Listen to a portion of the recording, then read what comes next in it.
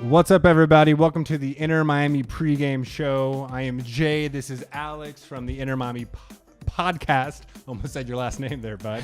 We are delighted to be hosting tonight's pregame show. We have a very tough matchup against Toronto FC up in Hartford, Connecticut. They're home away from home due to COVID traveling restrictions. The lads just traveled up there today. They're making their preparations right now before they actually get out onto the pitch for their warm-ups.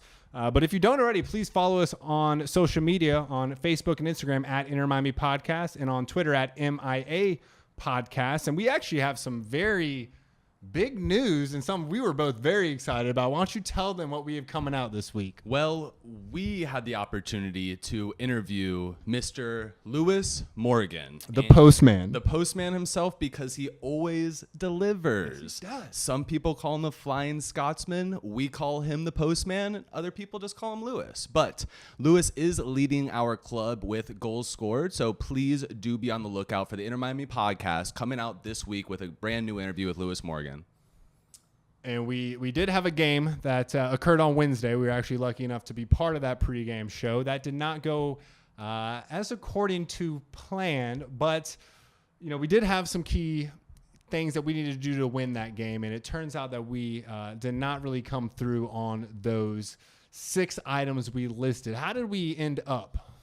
Well, those are the keys to success, Jay. And guess what? We were unsuccessful. We were. And the reason why that was the formula was right, but the execution wasn't exactly there. We actually went 1 for 6, so a little quick math right there. We were sitting at about 17% rounded up, and that's not that good. So if you're wondering right now, what were those keys to success? Number 1 was play with fluidity, and that is one of our favorite words on the podcast is fluidity, from the back to the front. But outside of that, don't let up a goal after we score a goal in under 5 minutes. And guess what? That was the one thing that we did get right. Look, we've got to take our improvements where we can. This is something that has grinded our gears this entire season, as well as many of the fans I know. But outside of that, you did say score 2 goals and we'll get a win. I tried to tell the team. Unfortunately, they didn't listen to me, but it's okay because that's why we play another game. But yes, we unfortunately fell a little short with 1 goal in our last match against FC Dallas. Looking to get 2 and looking to probably get 2 or 3 today against a very, very difficult Toronto team. But other than that, it was to play with cohesion on our back line. And unfortunately, we're going to be down some players, and we're going to talk a little bit about that situation coming up. But our back line did struggle a little bit in the last match. They did, and one of the other things was don't lose your cool, and we were inundated with messages from the fans about, I guess his new name, Mr. Flappy Bird Gonzalo Higuain, getting really frustrated at not only the referee, but even when passes weren't finding their way to his feet. And then the last one was convert our chances.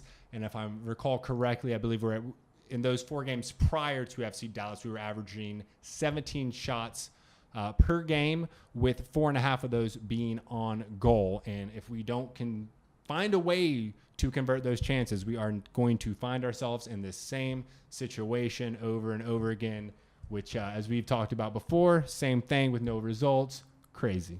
Yes, we need something to change quickly, fast, and honestly, tonight.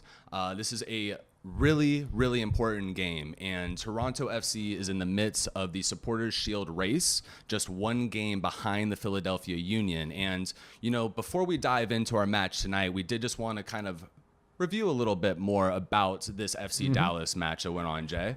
Yeah, so the game started off pretty sketch on defense, at least. We got really lucky with an early offsides that would have resulted in a goal being us down in probably, if I recall correctly, something around like the 7th or 8th minute. Well, even before that, we were slipping all over the pitch. Yeah, we were falling down in front of the box. There were some struggles defensively that really impacted not just that certain setting, but throughout the entirety of the match. And to your point, the save that John McCarthy had was phenomenal, but the ball dropped right there, doinks off the top of the post, and we just happened to get an offsides call. Yes, we got very lucky. Thank goodness that McCarthy's playing completely out of his skull, but traction was certainly an issue. We started to get it together, which actually resulted in our first goal. But one of the most amazing pieces that first half that I saw was Pizarro getting back there, making defensive stops. So really all over the pitch. We know he's almost like a Labrador just fetching a ball. He will run, and will not stop.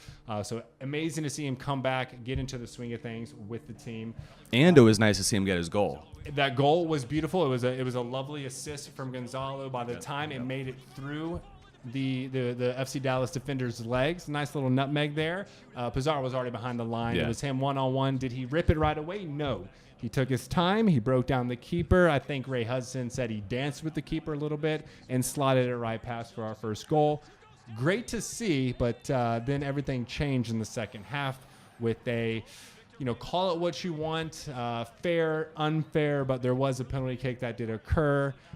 We were able to, on our estimate of LGP's next yellow card, I think 40 minutes was the number we set, and it was something in the 6 minute, something like that. So, things did start to fall apart, but we were right on another prediction with a yellow card for LGP and a yellow card accumulation suspension, which we will be experiencing this game. It was a very unfortunate close in second half to that match, but playoff hopes are not eliminated.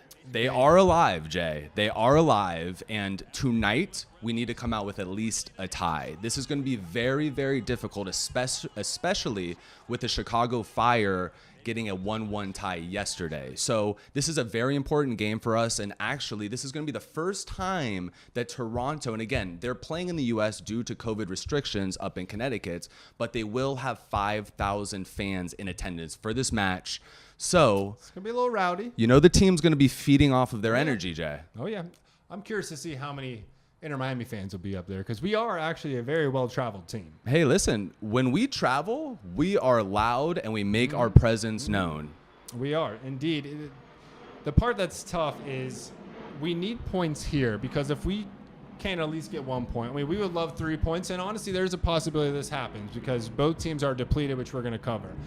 But if we can't get a point out of here, if we walk away with a loss, we're not out of the playoffs, but it's really not in our hands anymore. There's nothing worse than having to sit back and watch the other teams around us. We're talking your Chicago Fires, your DC United, your Atlanta United. I'm not really going to be too worried about Cincinnati right now. They're sitting at the lower end. But if we don't get some points, we are leaving the results and our playoff hopes in our first season at the feet, literally at the feet of our competitors. Yeah, and even typically at this stage in the season, those teams that are in the higher seedings of the playoff run, especially with only 2 matches left in the regular season, sometimes you see those players actually resting their individual stars. And we're going to talk about some players on Toronto that will not be playing tonight, and there is still one big question mark on one of their players playing tonight.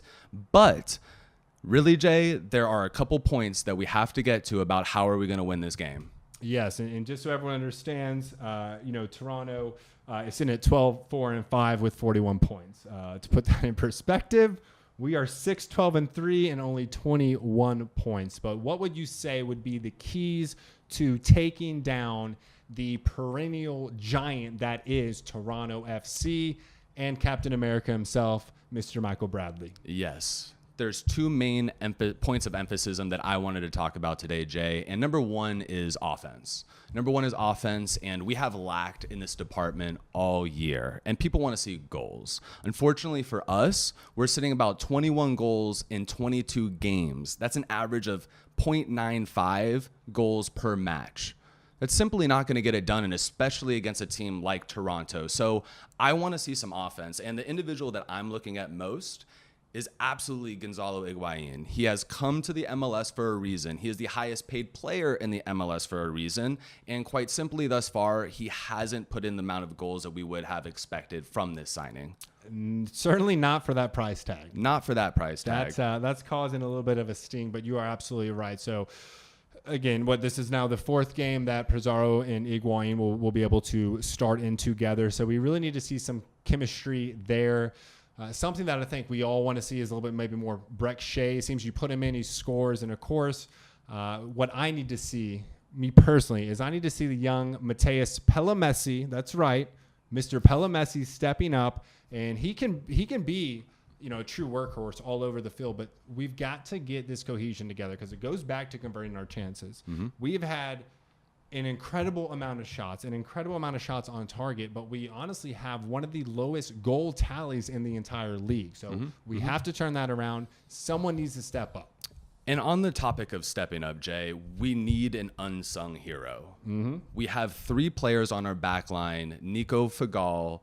We have Nico Figal out, Andreas Reyes out, and we have LGP out for yellow card accumulation. So Both of them. What does that mean for our club? That means that we need an unsung hero to step up. This is an unsung hero that we typically wouldn't count on, but someone like an AJ De La Garza or Dylan Nealis to pop inside this game, or even a Christian Macoun we may see have a little bit of playing time today. So we're going to need some help from spots that we typically don't get. Yeah, I really think Macoun's going to have to step up big today. I'll be really interested to see how the team comes out. I would expect, the 3-4-3, sometimes plays as 3-4-2-1 with maybe Sweat or Breck in the left of midfield, Nealis on the right of midfield, playing back, wing back position, supporting the back line because they're going to need the support. Obviously, this depleted, it's never good. But we are not the only ones depleted. You mentioned, again, Nico Figal, Andres Reyes, and LGP being out. Toronto is also out. Some of their key players, specifically in the attack, they're going to be without Josie Altidore, who is their 5th leading scorer this season. They're going to be without Pablo Piatti, who is not only a creative presence and assist mastermind, but he can also score as well. He is the 4th in scoring, and then they're out the young gun, Ayo Akinola, who put up a hat trick in the MLS's back tournament, is tied for the most goals on the team at 8 with Alejandro Pozuelo. And, if there's ever a game for us to be out of some defensive players, I'd say we're playing a team, and this would be the night where they're depleted on their attacking front. That'll be what's interesting to see. And, again, we've got to get the win. We cannot leave this to the other teams. We've got to take control, manifest destiny, and manifest the playoffs. Well, you're right. I mean, there's been a lot of chatter this week about us being shorthanded, but in reality, both teams are shorthanded, and this is a must-win for both teams. This is. So we're going to see some fireworks tonight, and we couldn't be any more excited to get to this game. And don't go anywhere. After this little break, we're going to be right back with fan questions.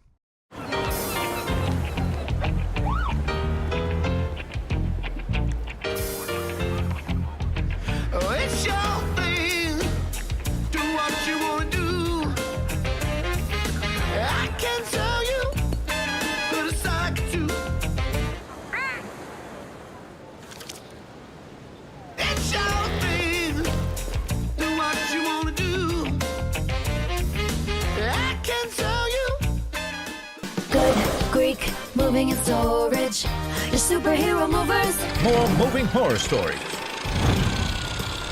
Hey, I heard you're looking for a mover. I got a deal for you. Staring at his mover out there! Good grief, to the rescue. As a former police officer, I've heard all of the moving horror stories. But you can trust me and my pros, and we'll have you saying, call Star Greek. Good Greek, moving and storage, your superhero movers.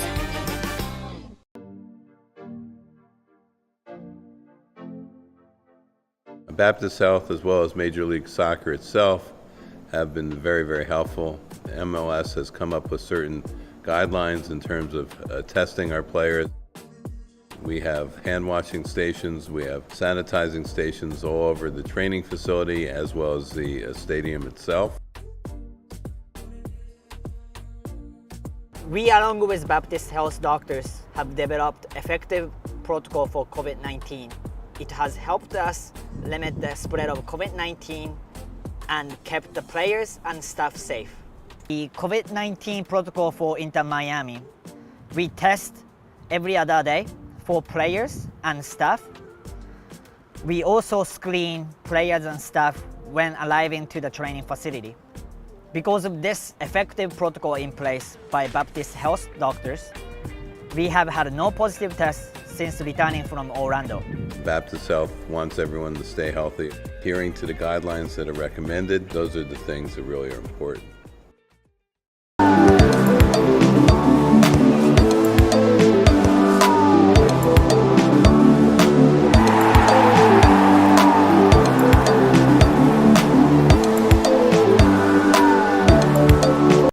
Welcome back, everybody, to the Inter Miami Pregame show. We are excited to be back with everybody in our home stadium. So yes, that was a jet. And no, that's not our producers playing games with us, trying to confuse us on air. That is a real jet from down the street. That's just how we get from point A to point B, bud. Soon enough, sir. Maybe that was David Beckham coming in. I think it was. He wants his suite back.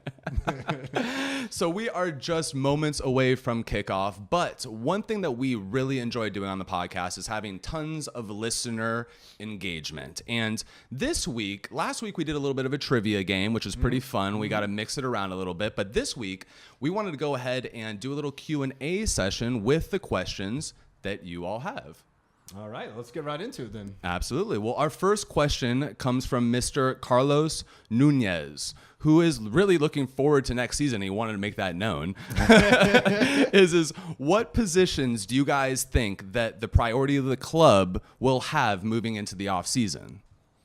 So personally for myself, I think it's going to be probably a few acquisitions on the defensive side of the ball. We've seen that as one of our main points where we've been struggling, but I also think we're going to need an additional player somewhere in the midfield, probably more centralized to help facilitate with the creation and the chances. There's been times where we found it very difficult to go, from our defense into the attack. We can get into the midfield, but really struggle to get it around there. So we need more creative mindset, which honestly might come with more time of the team playing together and getting that cohesion. But, some augments here and there would certainly be appreciated. But as far as what's most pressing, I'm going to go with, on the defensive line. We could definitely use another strong character in there to try and hold everything down. Yeah, I mean, even furthering to your point, Jay, I don't know if it is bringing in another big name player across the league. We have a lot of big name players. The reality is that we are an expansion team, and it's going to take a little bit of time and cohesion to unfold with this club. So I think that, to your point, this offseason is going to be huge for us. So we will see how the offseason acquisitions and trades do unfold. But that is a very good question from Mr. Carlos. Yeah, and I wanted there's been a few times I'm surprised by Paul McDonough. He seems to be a mastermind architect. So any moves that do happen, I have complete faith that is the right move for the team as a whole. So next question from Mr. Luis Rodriguez is, how do you see John McCarthy's chances of staying on as the team's starting goalkeeper next season? He has stepped up after Luis Robles got injured, but is that enough to lock up the starting role? Well, listen, when I look at this, I want to look at this from a 20,000-foot view down. I don't want to just look at this under the microscope on a very micro level and say, John's our guy, right? We brought in Luis Robles because he was exactly who we thought he was. He's the Iron Man. He has a true staple in our club, and he's a leader. Now, I'm not going to take anything away from John McCarthy. I know we were reading an article actually about his USL team who was talking about how disappointed and how much they were struggling because he wasn't on the team anymore. The Tampa Bay Rowdies. Exactly. They miss them. So John's doing a lot right, but that decision I think is going to unfold a little bit over time. We need to compare these two going into the next season, but right now John is making an incredible case. He is, and I love keepers that will rock a cap. Who doesn't, Jay? Yeah, who doesn't? He's the young Oliver Kahn out there on the pitch for us. Yeah, so that's how I would probably answer that. But we just need to let time play. I think that we have two really good options, and I think if anything, this just solidifies the depth at goalkeeper that we have currently moving into 2021. But and we haven't even tapped into Drake yet. Exactly, and that's a young player too that hasn't seen the pitch this year, but is someone who's learning from some of the best. Yeah, agreed. So our third and final question comes from Than Harrington, who is a huge supporter of the podcast, and Than asks us, what is the key of tonight's matchup versus Toronto FC? What do you think, Jay? Well, I think you're saying what would be the key matchup to watch. Yep. Right. So, honestly, to kind of break this down, I guess in the best I could, I think the most important thing to watch is going to be Rodolfo Pizarro against Michael Bradley. So a lot of times Toronto will come up with four at the back and Bradley right in front of them, playing as more of a deep central defender. it's no secret the creativity and the energy of Inter Miami comes from Rodolfo Pizarro. He's going to be running everything, quarterbacking the team, if you will, from the midfield. I think it's going to be very interesting to see how Michael Bradley shadows him and tries to prevent him from orchestrating this offense. That would be the one I could think of the most. But to put it on the flip side, if Ayo Akinola plays today, with a depleted back line, I would have to look for the kind of veteranship of AJ De La Garza to try and step up and shadow him, prevent him from scoring. But we know how the MLS goes. A lot of it is very unpredictable, and anything could happen at any match. But those would be the two that I have my eyes on. Absolutely. I mean, how can you not have your eyes focused on that matchup today? And, I guess furthering that point, Than, too, is it's not just about that individual matchup, but how we play as a team together. And I think that's really where our eyes are going to be, especially on the back line, where we're going to have 3 new starters. It's going to be a little bit of a learning curve, but It will be. And we need to play our most complete game. We do. Today. We have risen to the occasion in the past against Orlando City twice. Against Philly, we only lost by 1 goal. It should have been a lot worse. They're number 1 in the entire league right now, right? About to win the Supporters Shield. We have to get it together for 90 minutes completely, and I think there's a chance we get a win. I think there's a chance. I think there's a great probability, and I know we're excited to see this match unfold. And, we're going to go ahead and be back with you at halftime for a review of the first half. But until then, like always, this is Mr. J. Kington. I'm Alex Papa George, and we're going to kick it back up to Chris and Thomas.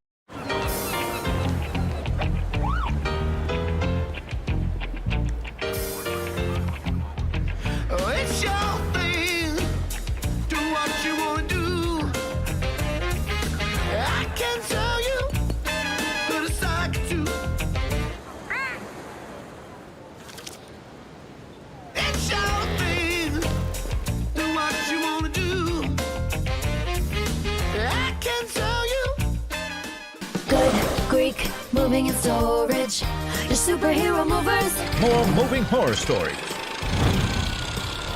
Hey, I heard you're looking for a mover. I got a deal for you.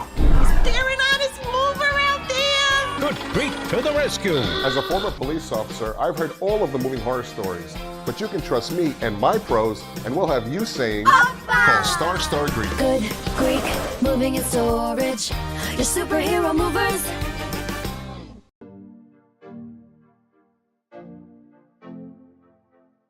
Baptist Health, as well as Major League Soccer itself, have been very, very helpful. The MLS has come up with certain guidelines in terms of testing our players.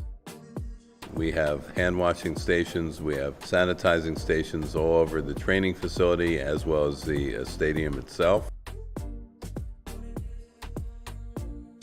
We, along with Baptist Health doctors, have developed effective protocol for COVID-19. It has helped us limit the spread of COVID-19 and kept the players and staff safe. The COVID-19 protocol for Inter Miami, we test every other day for players and staff. We also screen players and staff when arriving to the training facility. Because of this effective protocol in place by Baptist Health doctors, we have had no positive tests since returning from Orlando. Baptist Health wants everyone to stay healthy. Adhering to the guidelines that are recommended, those are the things that really are important.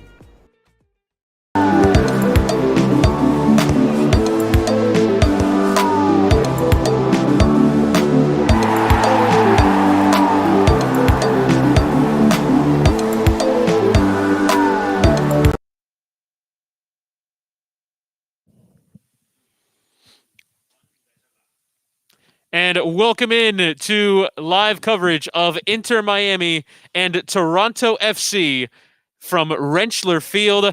My name is Chris Whittingham. I'm joined by Thomas Rangan, who obviously is getting his mask situated and ready to go as it is Inter Miami in their penultimate game of the regular season, trying to stay in the playoff race. Of course, that playoff race has changed since we last spoke. Inter Miami losing by 2-1 to FC Dallas in midweek. And then MLS has announced a change to the playoff format. So as a result of the COVID-19 delays in games this season, we'll be moving to a points per game format. Now, for the moment, it doesn't appear as though that will be an issue. However, Chicago Fire are currently above Inter Miami on both points and points per game. At the end of the night, they'll have played a game fewer. They have a game tentatively scheduled against Minnesota United, although Minnesota United dealing with some COVID-19 issues. So I do feel like tonight, Thomas, that adds an extra bit of importance onto this game against Toronto FC, a side who are second in the Eastern Conference. They'll come in reeling a bit,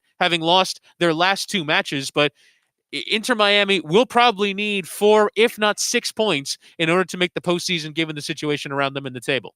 Yeah, I mean, you want to put yourself in a position that on decision day, which is the last game of the season, you can determine your own fate, so to speak, which means today a W is a must.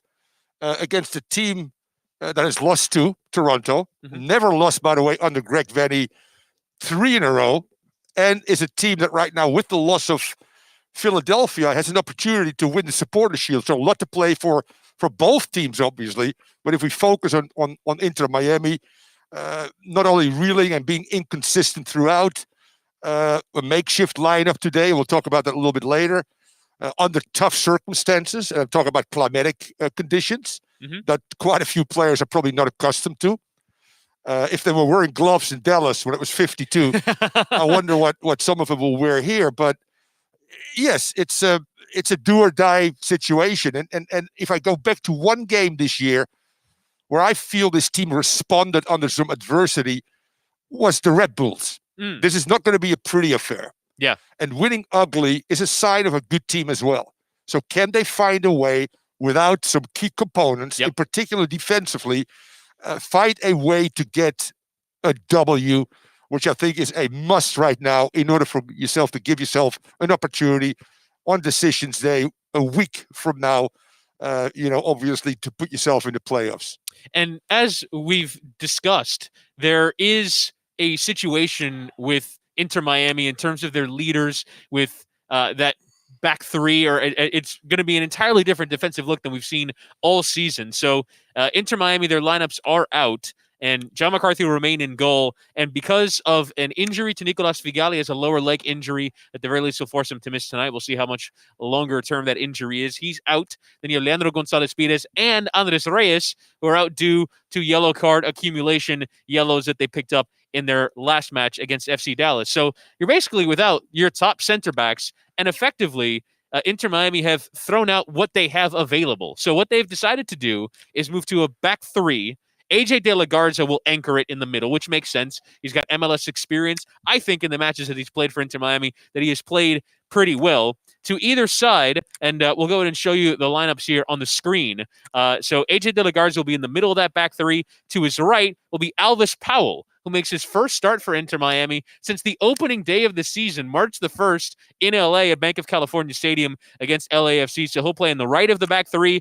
Christian Makoun makes just his second start. About three weeks ago, he picked up his first in that match away at the Red Bulls that you mentioned that Inter Miami won. So those are your 3 at the back. In terms of the wing backs, Dylan Nealis will play down the right, Ben Sweat down the left, Will Trapp and Blaise Matuidi will be your central midfield combination. And up top, Lewis Morgan will play down the right, Rodolfo Pizarro down the left, and Gonzalo Higuain. Given the circumstances, Thomas, it's about all Diego Alonso could do in the current situation. Yeah, without a doubt. Obviously, we've seen Makoun once, not in a great game, so to speak, but a very young player that might have benefited from that experience. You talk about Powell, who's more, in my opinion, a right fullback. Likes to go up and down, but is very athletic. Between Powell and AJ De La Garza, they have hundreds of games of MLS experience. Yes. So now you're looking at your roster that you've built this year, and you're going to find out today how deep are you. And as you said, AJ De La Garza, when he played in a few games, while we had some injury problems as well, performed quite well. He's smart. You're absolutely right. In the middle of the three, he'll guide those two guys around them. Both Sweat and Nealis have proven. Sweat probably more than Dylan Nealis, who I think still has to be more proactive going forward when he gets in the final third. Dare to take somebody on, get some crosses in. If you look at his chart probably of passing, it's sideways and backwards, although he gets in good positions because he's also a very good athlete and pretty smart. You look at your two defensive midfielders, makes sense. I think the key is, Michael Bradley sitting in there for them as their number 6, so to speak. But they're thin as well. So this is really a game of attrition, so to speak. What team is deeper and what team is willing to gut out a victory regardless of what? McCarthy has shown that he can play. Can Powell look at the coach and say, you know what, I deserve to be a guy you need to look at going forward. So a lot to play for the fringe players right now that will respond well, I think, under these circumstances. So given that this is what they have available and how they're setting up, how would you approach the game from a tactical point of view? Is this a deep lying game where you're trying to basically account for the fact that you don't have your usual center backs with numbers and putting them behind the ball, or are you trying to almost do exactly the opposite? You've got a bit more attacking talent on the field. At least you have Powell as a right in the back three. He's got some attacking ability. How do you approach the game given what you don't have at the back? You give Toronto your respect, but Toronto is probably in a worse position in terms of their attacking flair, missing a lot of player, be Josie Altidore again, and we can go down the list and we'll talk about Toronto a little bit later. This is a game where I think you have to be proactive. This is a game where you have to be mentally and physically aggressive. This is a game that you should carry early on, and then the game settles in, Chris, as you know, after 10 or 15 minutes. But if they start in a low pressure, and what I mean by that is their last block, which they did against Dallas too early, in my opinion. You go 1-0 against an inferior team and let this team back in the game because your low block is so low that the fullbacks, by the way, 1 assist and 1 scores on the winning game from Dallas. That pretty much sums it up. So you cannot give Toronto that feel of that they can really play. And a team that's certainly seeking 3 points, because with the loss, as I said again, is Philadelphia, they're in a shout to go into also the last game of the season to win the Supporters' Shield, which is huge for that club, obviously. I would like to be proactive. I would like to see if we can play on half the opponent. They don't have great speed on top, so I think we can deal with that with Powell. And Makun, you have 2 very athletic players, so anything that goes over the top, you can regress. That would be my approach, but are they going to go with the Red Bull mentality where they actually did play low pressure? But low pressure means that you have to continue to be aggressive in the middle and the final third. And having a lot of numbers behind the ball, Chris, I've been there and done that as a player. You get a false sense of security. Oh, we have a lot of white jerseys in here. That's okay. And all of a sudden, Pizarro falls asleep and Reynolds can make a fool, go forward. All of a sudden, Ben Sweat isn't quick enough to close down. And then we get the penalty. And that's all she wrote. So if you play a low block, it's very hard to be aggressive from a mentality standpoint, because it takes unbelievable concentration and discipline to play that way for 90 minutes. And I just don't think that with the Pizarros of the world, they can do that consistently. So basically what you're saying is that Miami need to approach this game to win tonight, right? Yes.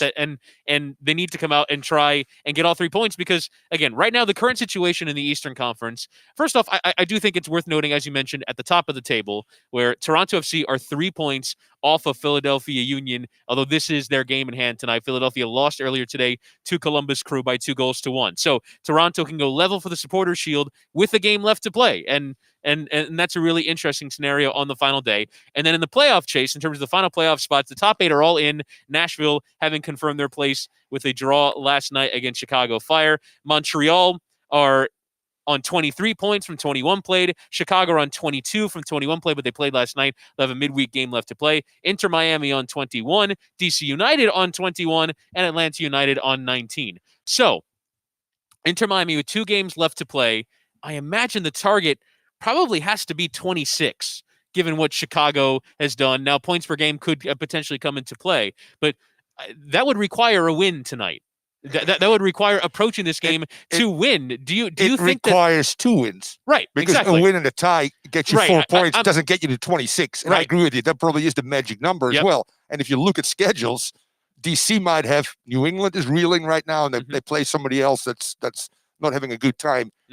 And DC is rolled up 3 or 4 wins as well. So you can't look around you right now. We can, and we have to.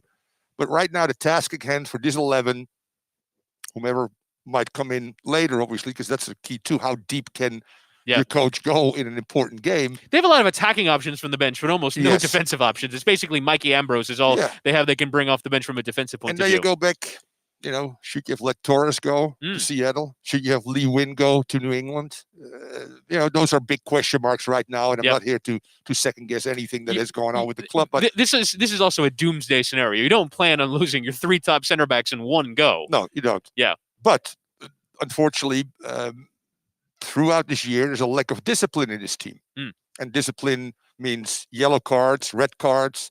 Lack of discipline means, again, they got a fine because too many players corralled the referee. The focus should solely be on winning this game. Stay away from the referee. Do not tell your teammates they're not good enough in gestures. This has to be a together team right now that has one sole purpose, and that's 3 points today. Refuse to lose. That's the mentality I got to take. Now, really cool scenes here from Pratt & Whitney Stadium at Rentschler Field, and that is some Inter Miami supporters in the stands. There are as many as 5,000 fans let into the building today in accordance with local authorities, although I imagine given the rainy and cold conditions, unless there are some local Connecticut area soccer fans that are really bored and have nothing and have obviously missed live sport, I would imagine that they will be heading out to the stadium tonight.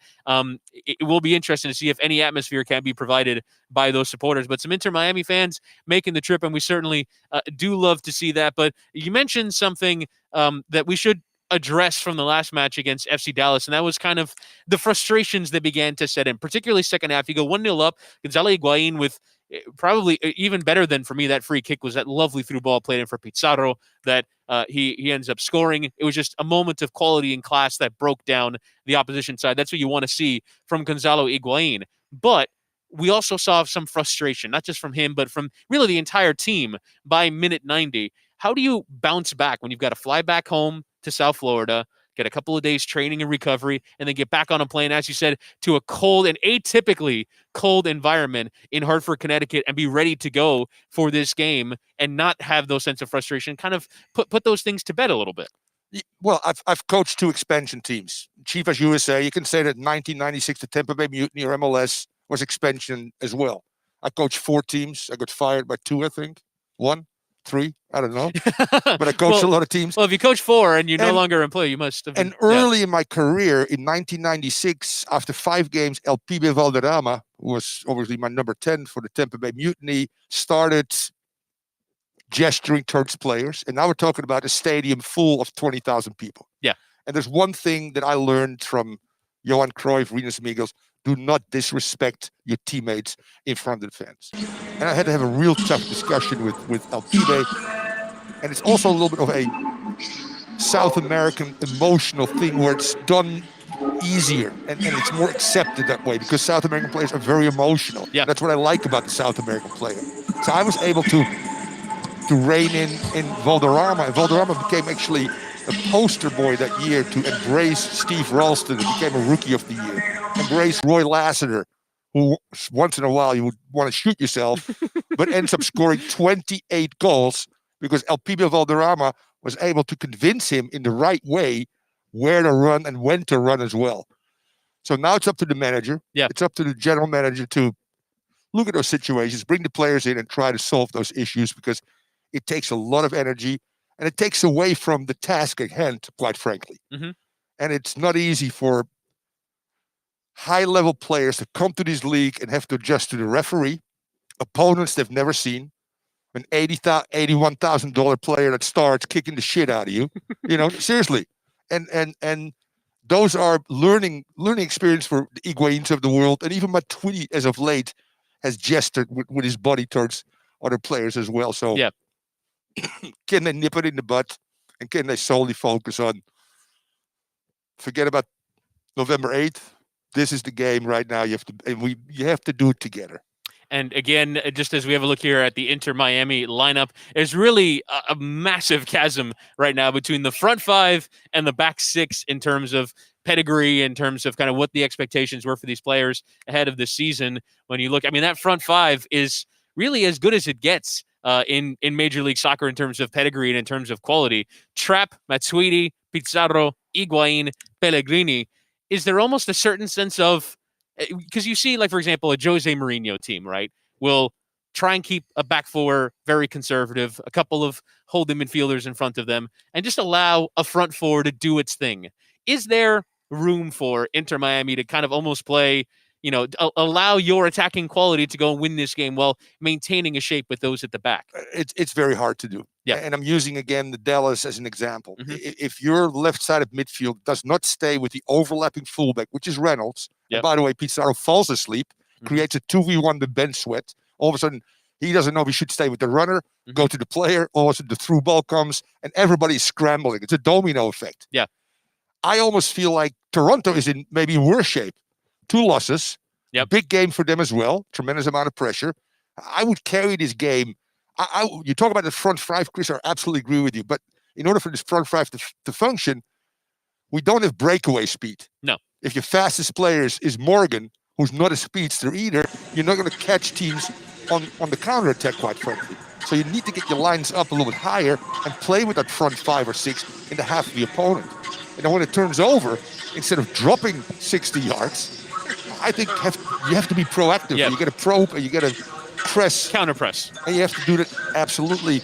But you have to do that with a team and with an understanding. Sure. Sometimes we have 3 guys to press, 6 drop. Sometimes we press as a team. And it seems like Higuain is leading the press most often. I think he's so used to playing in situations where that's what you do. Correct. That now that he's kind of getting used to the fact that not everyone's always joining, but he's still always going to try and wave everyone on, and being the captain, he's going to try and lead that effort. There's a 3-second rule. Normally that Barca, you can go back to Rinus Michels, Johan Cruyff, but there's a 3-second rule. When the ball turns over, the nearest player goes and hunts right away. The second guy, regardless of position, closes down lanes as well, and everybody steps, and you play 1v1 in the back. Mm-hmm. And you force the player with the ball with his head down. As soon as the player can pick up his head, take 3 touches, all of a sudden you're dead. Yeah. So you have to go press, not just to press a little bit, with the intent to win the ball, right, quite frankly. Exactly. Because it's not necessarily you have to win the first ball or the second ball, but the harder the ball becomes, by that 4th pass, it becomes a 50-50. Boom. Now Matuidi can win it, for instance. So you want to make play predictable, but that takes a lot of work. And after 3 seconds, if you're not there, that's where you drop as a unit. And it seems like they're not always on the same page. Now, let's take a look at Toronto just in terms of some of the players that they get back. They've really struggled in their last couple of matches. They've lost their last 2, including a 5-0 to Philadelphia Union. It was a 1-0 last time out against New York City FC. But a lot of that is down to players who aren't necessarily nursing big-time injuries, just injuries here and there. They get a few of them back tonight, 3 to be exact, in the form of Auto, the Brazilian right back who comes into the side. Very good. You mentioned overlapping fullbacks. You have another problem with him in there tonight. Chris Mavinga returns into the team, the player with experience at academy level with PSG and Liverpool, has been with the club now for 4 seasons after joining from Rubin Kazan in Russia. He'll start tonight in central defense alongside Eric Zavaleta. And then the other player they get back is someone who a lot of people were talking about to be newcomer of the year, the newly named award, in Ayo Akinola, who has featured at times for the team, but really burst onto the scene at MLS's back, had a hat trick and a brace in the Orlando tournament on the season. He's got 8 goals, and he'll be back to leading the line tonight for Toronto FC. It's not still their full allotment, still no Marky Delgado, still no Jonathan Osorio, no Josie Altidore, or no Pablo Piatti, but you're getting some key players back. Is that enough to kind of elevate your consideration of what their threat is, particularly in the attack? Yes, it can. I mean, they're deep. They've been together. You just talked about players that come back that've been with the club for 4 years. So it's not like Inter Miami when we integrate players, they've played only half a game or haven't played at all, like Powell. So these guys, it's not easy. Expansion team is not easy to build, and then with the COVID, no consistent training. You're in the bubble in Orlando. You come back, you got guys with COVID. Play tons of games in quick succession. Exactly. So you can't really train. Yeah. And that's the most important part. People think, well, when you play the games, you get a feel. No, in training is where you hone your chemistry. In training is where you talk about your tactics and execute your tactics as well. And then hopefully at game time, the head coach really sits down because it's pretty much out of his hands. Yeah. He can manipulate at times, obviously, the starting 11 tactically.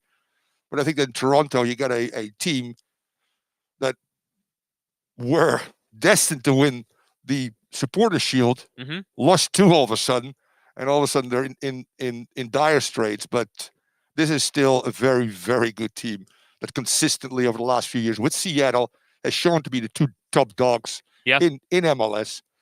And you just looked at the guy, Michael Bradley, that I coached with the under-20 team. And obviously I was Bob Bradley's chief scout for a while and the under-20 coach with the national team as well. They got in all lines some veteran, real leaders. Michael Bradley is a real leader. Makes other players better.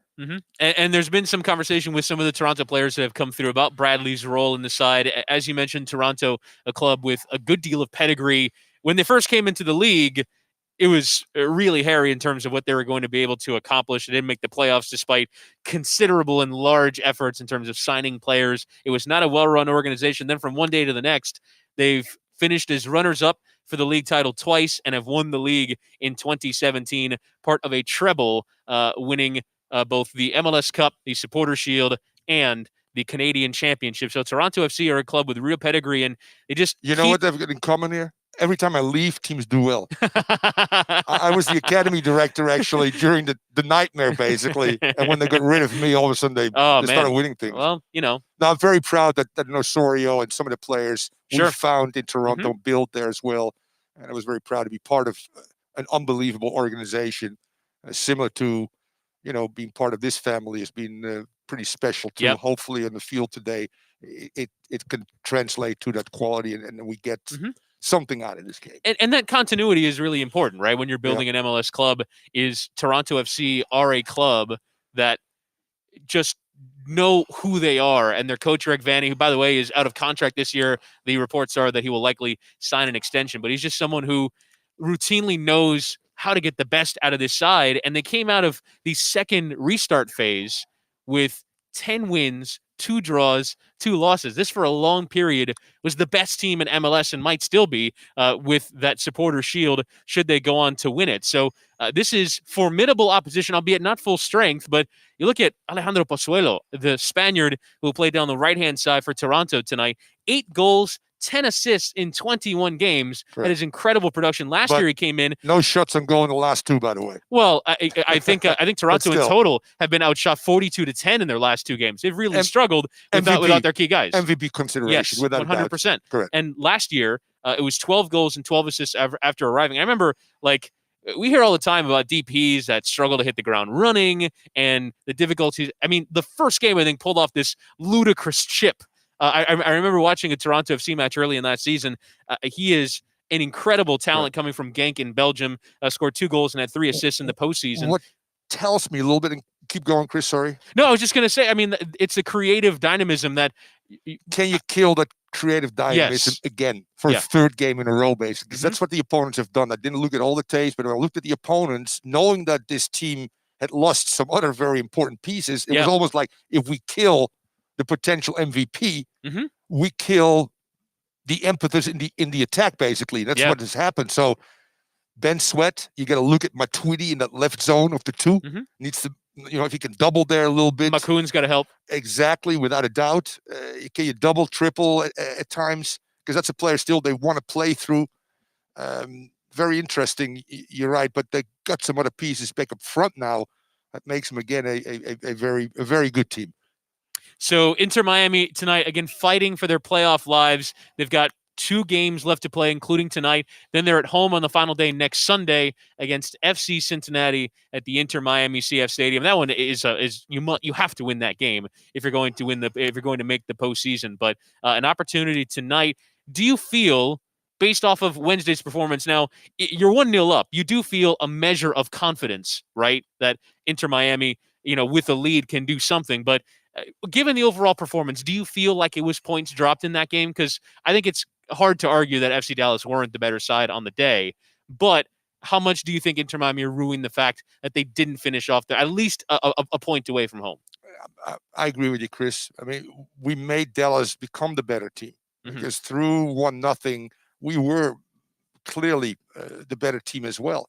And then all of a sudden, the cautious approach starts. And as I said again, an inferior opponent, is allowed to get in. The key to me still is, and we've been killed so many times out wide, by the way, with fullbacks. We could mention 6 or 7 teams of guys, be it Orlando's right fullback, be it guys for the Red Bulls or NYFC that scored goals Anton Tinnerholm. by just being able to drive at us from those positions. The key is if you can win those battles out wide, which means you can keep those 2 wide fullbacks in deep positions, in defensive positions, so they have to come 80 yards, which happened against Dallas through 1-0. And all of a sudden, when you drop, these 2 fullbacks go, oh, we can start at the midfield line. Yeah. And now all of a sudden we're a lot closer to goal, and it's more efficient as well in terms of our running ability. And they're not really hitting us on the counter because they don't have great speed. Pizarro wants the ball into feet. Higuain initially wants it into feet. Morgan is your only real outlet. Pellegrini is not a guy that's going to, let's put it over the top and, let's go places like obviously the forward, although there's no more, rookie of the year. Yeah, newcomer of the year. Newcomer of the year now, the rookie of Orlando that just basically blows by people when you get through and causes some problems.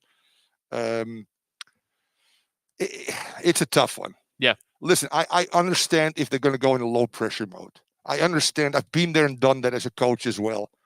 One-off game on the road. Let's keep the 0 initially. Let's be a little bit cautious. Let's keep numbers behind the ball. Let's prevent chances and opportunities. And then let's grow into this game.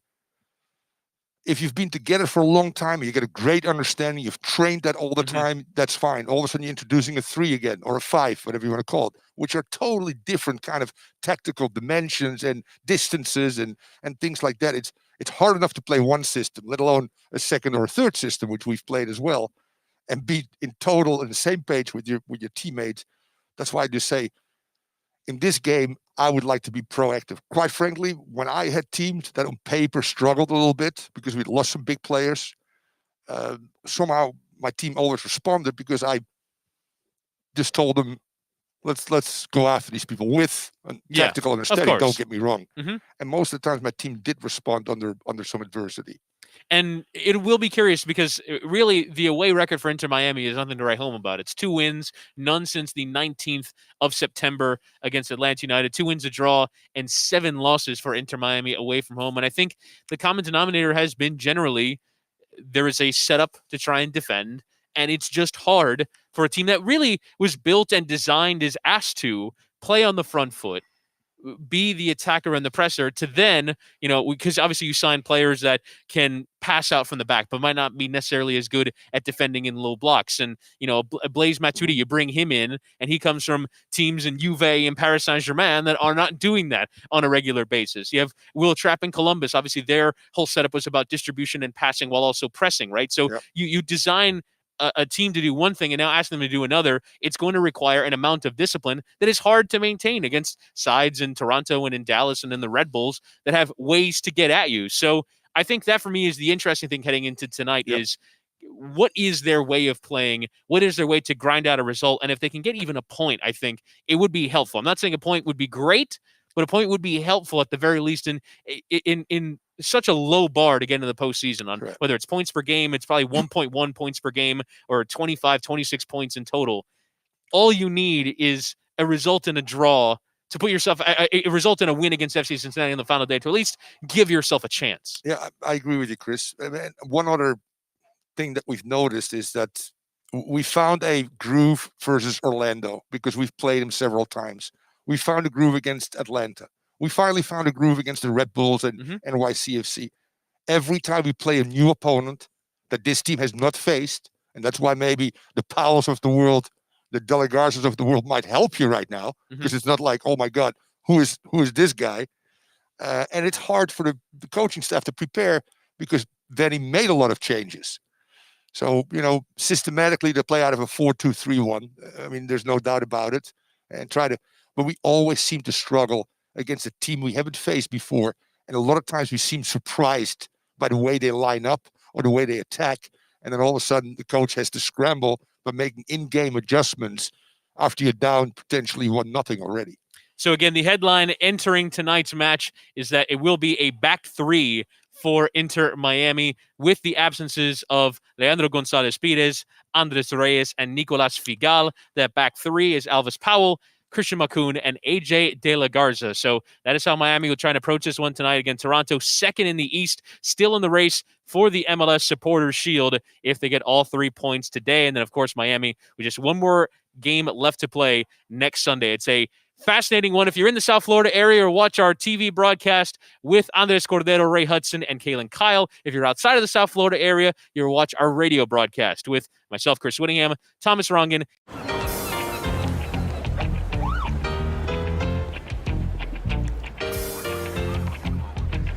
It's your thing.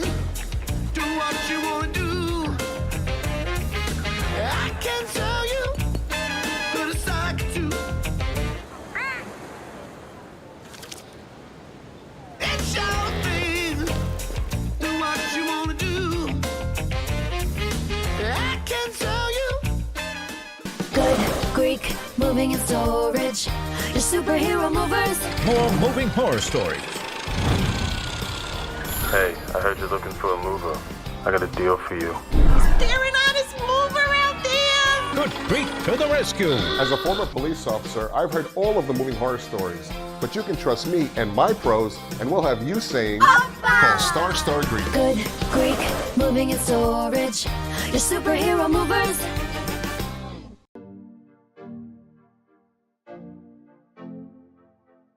Baptist Health, as well as Major League Soccer itself, have been very, very helpful. MLS has come up with certain guidelines in terms of testing our players.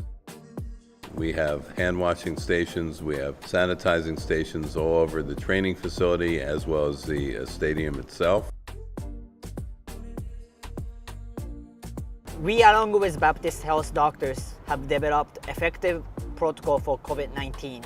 It has helped us limit the spread of COVID-19 and kept the players and staff safe. The COVID-19 protocol for Inter Miami, we test every other day for players and staff. We also screen players and staff when arriving to the training facility. Because of this effective protocol in place by Baptist Health doctors, we have had no positive tests since returning from Orlando. Baptist Health wants everyone to stay healthy. Adhering to the guidelines that are recommended, those are the things that really are important.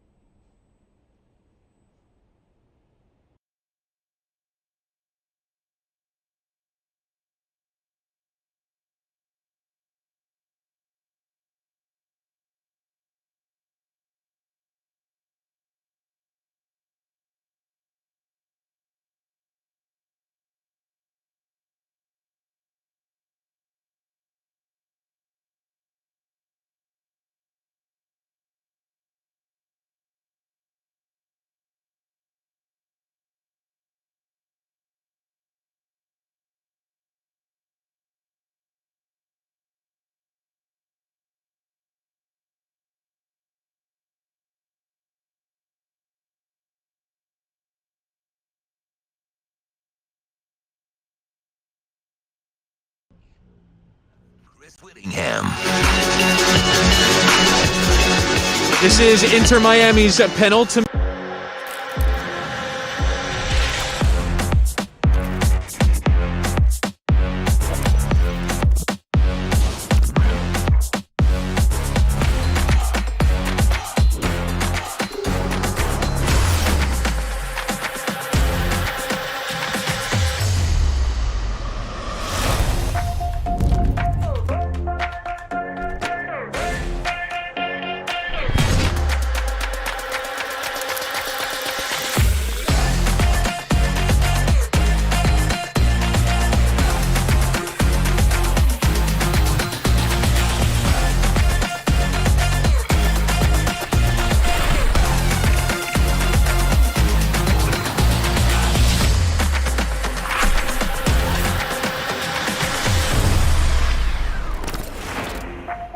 Despite their tremendous restart form, 10 wins, 2 draws, and 2 losses, they have since lost 2 in a row, including a 5-0 to Philadelphia Union, dealing with a ton of injuries. But Inter Miami will only concern themselves without 3 key center backs tonight. Nicolas Figal due to injury, Andres Reyes, Leandro Gonzalez Pires due to yellow card suspensions, and Fernando. That is the big talking point. Without your key guys at the back in such an important game against a player in Alejandro Pozuelo who presents real threat. Yeah, absolutely. How you doing, everybody? I'm the Presidente, Fernando Fiore, the only president that for sure will be here in next game. We don't know who's going to be our next president.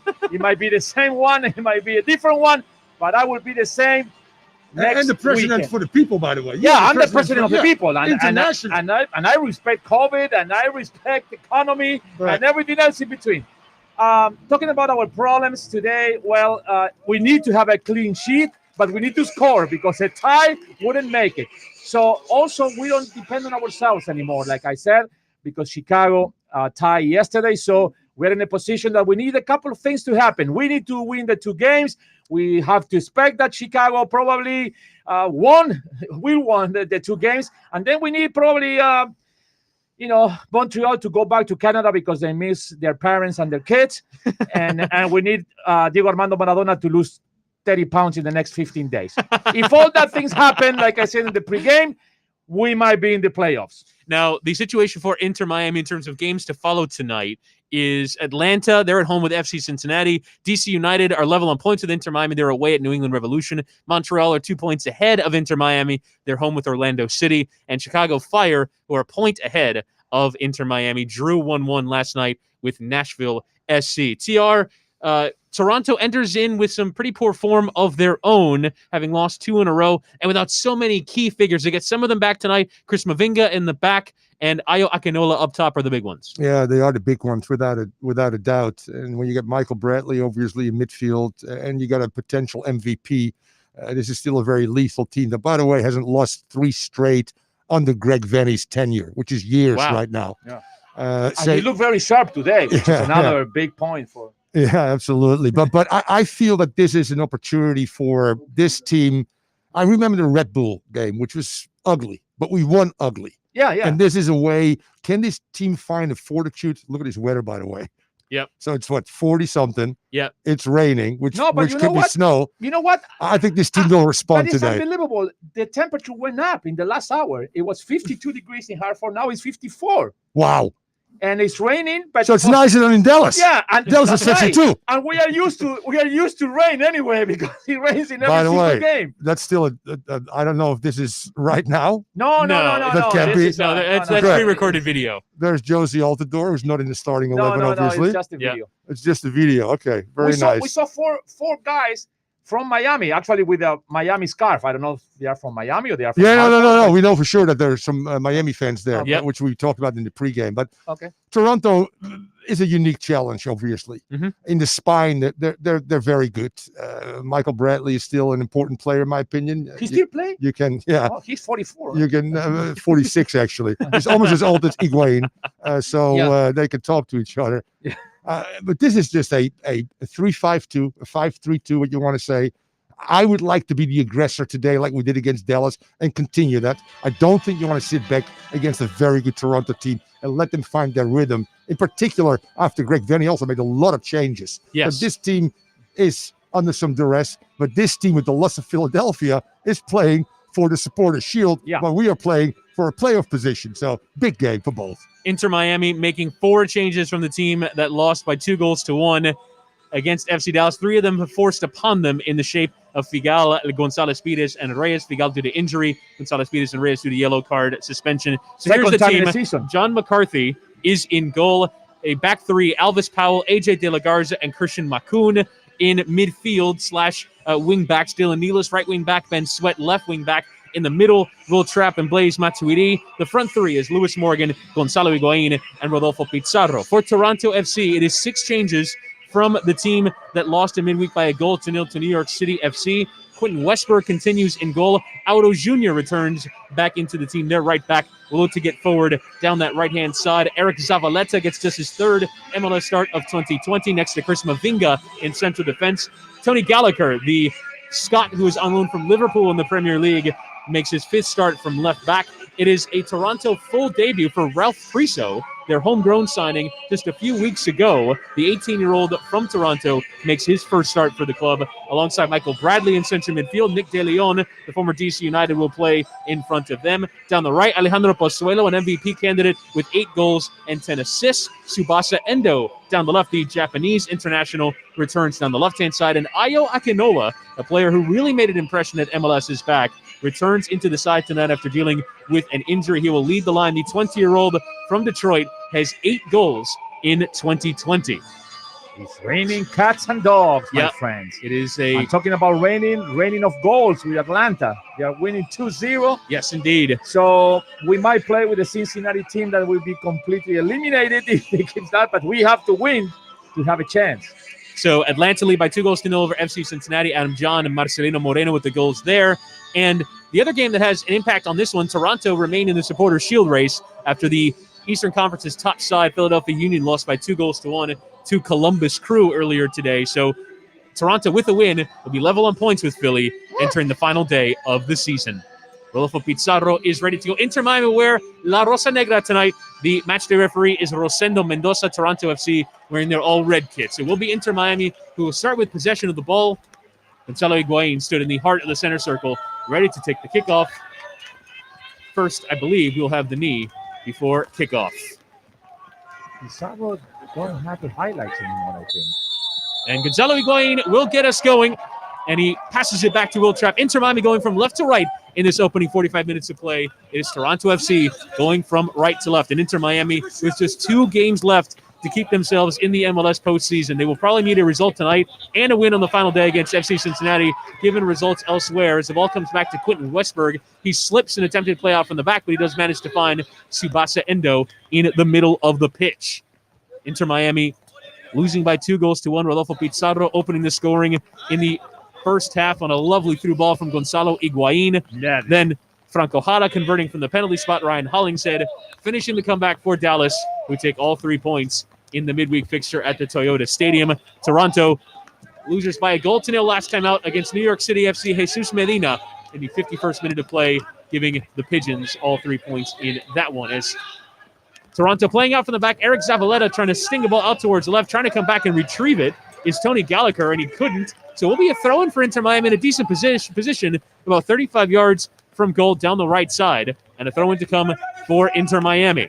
A good early start. It was very similar to Dallas, pressing high, Higuain, forcing Westberg into that poor kick and allowing Miami not to get something going in that final third.